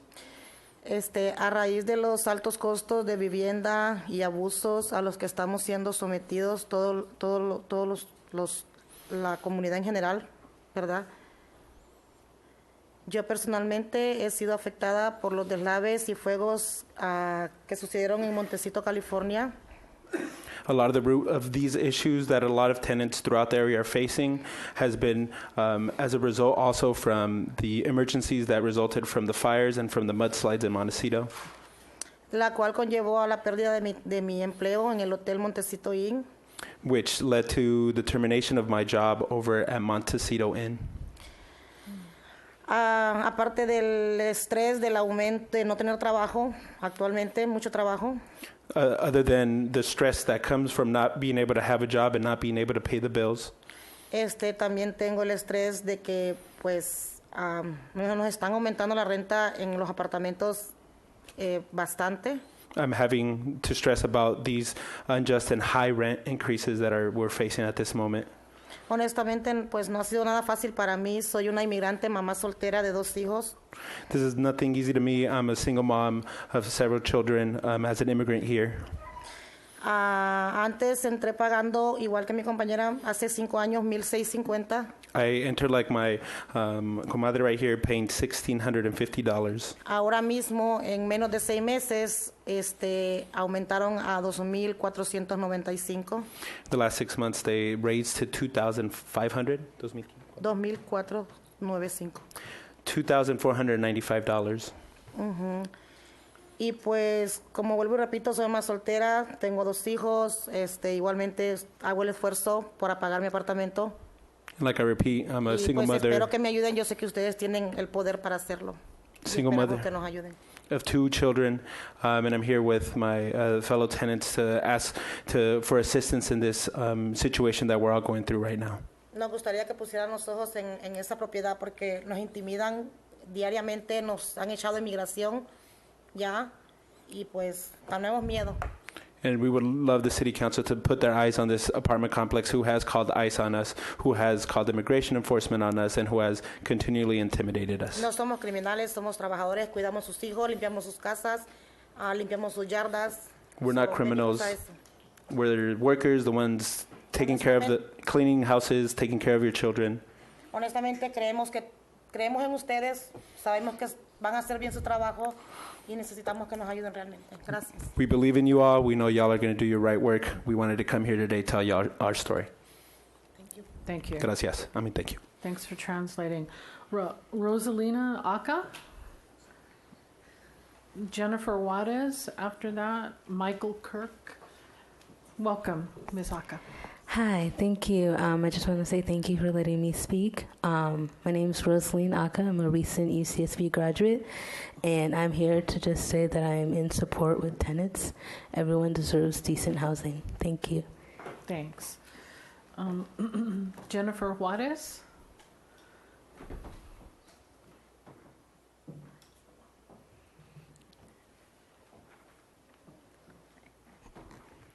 Thank you. I want to start off by saying good afternoon to everyone. And then let me start off by introducing myself. My name is Jennifer Juarez. I'm sorry, but this is just so heartbreaking. I'm born and raised in Santa Barbara and a single mother of 3. Now let me get to the point as in why it is that I'm here. I have been in my residence 234 South Voluntario Street, also known as Beach Town Townhomes, for almost 3 years. When I first moved in, I was paying $1,895. I was also promised a new carpet, inside paint job that needed to be redone, and as well as treated for rodents and other bugs, as well as a lot of little things like faucets getting fixed and other things. Well, last November, I was paying $2,045. And December 1st, I started paying $2,375. Yes, as crazy as it sounds, that's a 16% increase. And in March, I got another notice that my rent would go up again. My increase was 5%, totaling my rent to $24.95. So this is where things get tricky for me. A 21% increase, I now had to rent the smaller bedroom that was once my kids' room and gain another part-time job, making that one full-time and 2 part-time jobs. How is it that I can get 2 rent increases in less than 6 months, but I can't get my apartment fixed up? What it took for my faucet to get fixed was for it to come out in the news, and they obviously knew that was my apartment. I now have a crawling 11-month-old that has bumps all over her body, and those did not start popping up until she started crawling in the carpet that was supposed to get replaced 2.5 years ago.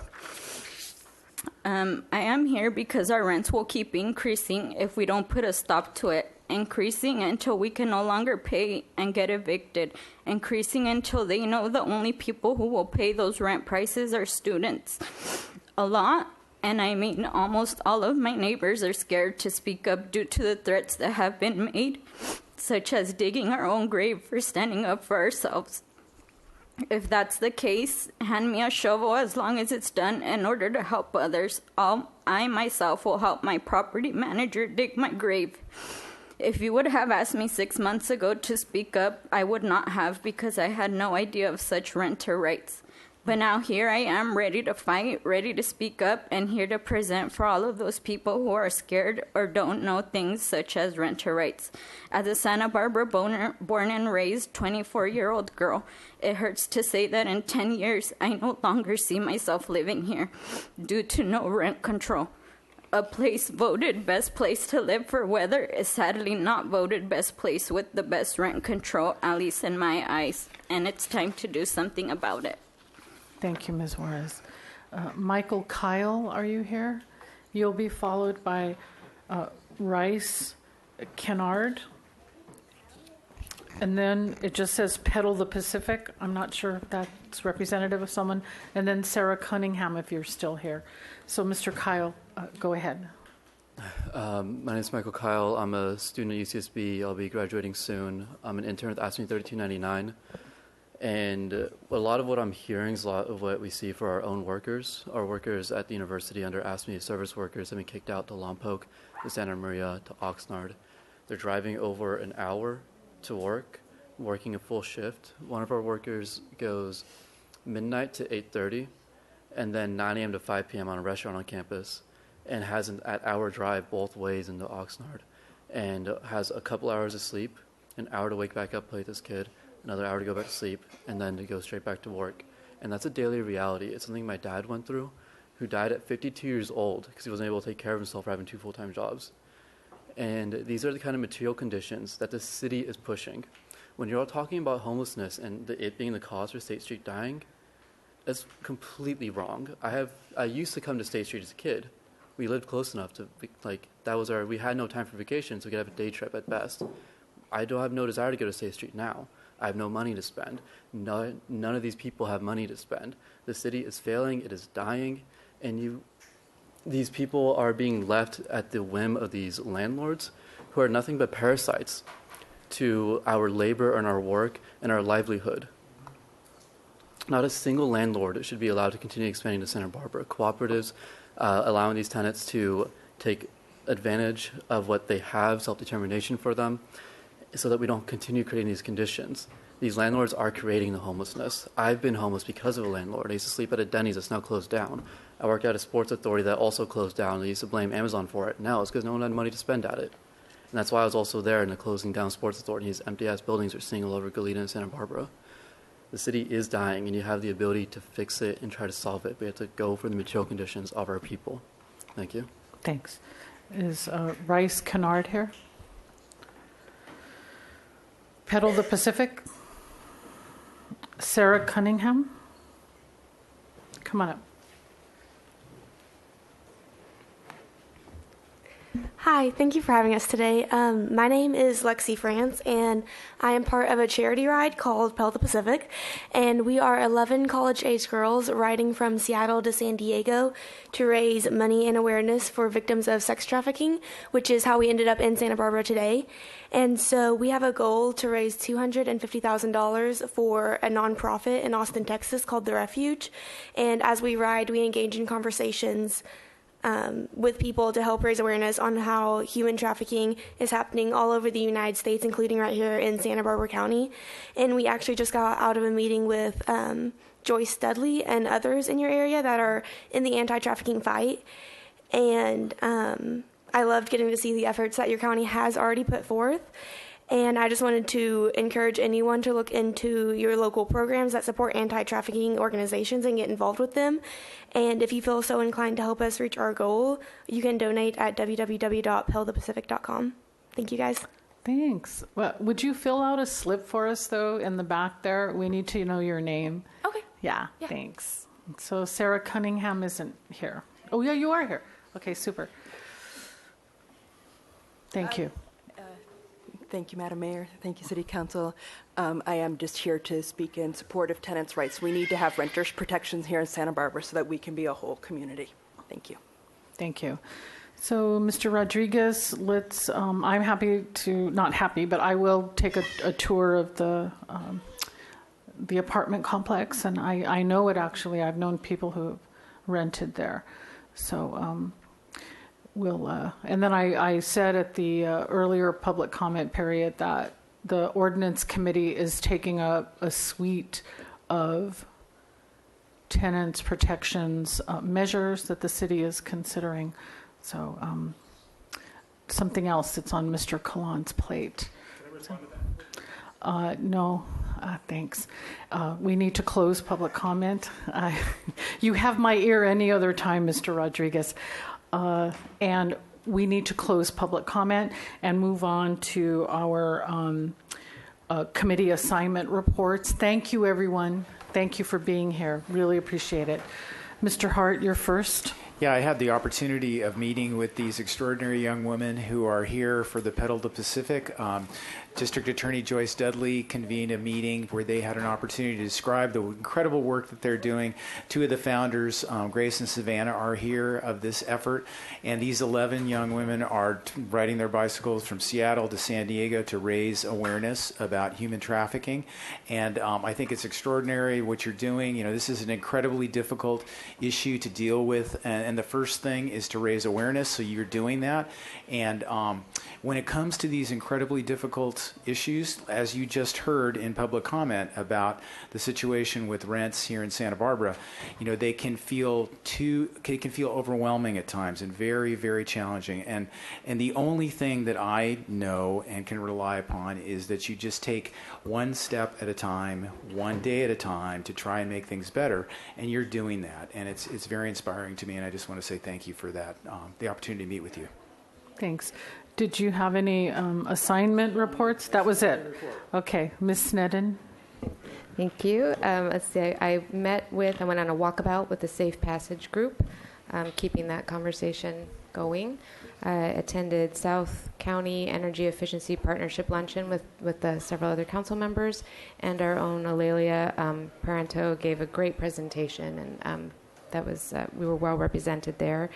On Water Commission, appointed a wastewater public outreach ad hoc subcommittee. So just really trying to promote the idea of one water and starting to work on that. Let's see. Sorry, on COMB, we had an administration committee meeting looking at draft of a director's handbook. So incoming committee members will have a more comprehensive view of what we're responsible for. And then also a COMB general meeting. There are a few things there. There are daily monitoring through the holiday fire. There were no incidences there with the pipeline, but it's important to monitor that. Another thing we discussed that I think will come up here also is they're planning for PG&E planning emergency outages and also planned outages, and that's a critical infrastructure, and it's not really clear. We have the generators enough to power the facility, but it's not really clear the impacts of that over the long term. They're also working on hazard mitigation plan to either annex with the county or come up with their own. And another thing that affects us locally, they're preparing RFP for Lake Cachuma water quality and sediment management plan, so looking at the effects that the fires have had and on our water quality. Also met with a representative from Mustang Renewable Power. That was a very informative meeting, and enjoyed a sunset cruise on the Condor with the Fiesta Board of Directors. That was a nice invitation, and a Community West Bank Fiesta kickoff party. Very good. Mr. Dominguez. I also attended the Fiesta kickoff party there, and the Skeep lunch and the Visit Santa Barbara board meeting, where there was good news. It looks like July occupancy rates have recovered and are pretty close to last year's rate. So people are optimistic about that as we keep spreading the word that Santa Barbara is doing great and it's beautiful and everyone should come visit. Yes, we like that message. I attended the SB-CAG meeting, Santa Barbara County Association of Governments, and that group is looking for a better way to assess traffic congestion and a better way to fix it. Right now we're under a cumbersome method under a state program, so more to come on that. I attended, representing the city, the memorial service for Ken Williams, a long-time social worker for the county, and he specialized in homeless outreach and support. Very touching tribute to him and the good work that he did. I went to Girls Inc., to the Wonder Woman Jobathon. They wanted to know how I got my job. And a woman who rescues elephants in Africa actually upstaged all of us there. You can't beat that with young girls. And then on the Fiesta side, I went to the Fiesta del Museo, and that was the Santa Barbara Historical Museum event. And right next week is Fiesta, right? And as Mr. Marin said, Mr. Casey, we do for the new council members dress, and so do your best. You might get some criticism. So, anything else? Okay, then let's close that and go to closed session. And we're going to do both of them that are on the agenda. It's not too late, huh? It's only 5 o'clock. Ms. Sneddon. Sorry, I would just like to wish my mother a happy birthday. Your mom? Yes. All right. Happy birthday, Mom. Go ahead. Item number 13, subject conference with real property negotiators regarding the purchase of 2 parcels adjacent to Arroyo Burro at the terminus of Palermo Road, as described in item number 13. And item number 14, subject conference with city attorney, anticipated litigation, as described in agenda item number 14. And we won't have anything to report out, and so we'll adjourn this meeting to closed session. Thank you.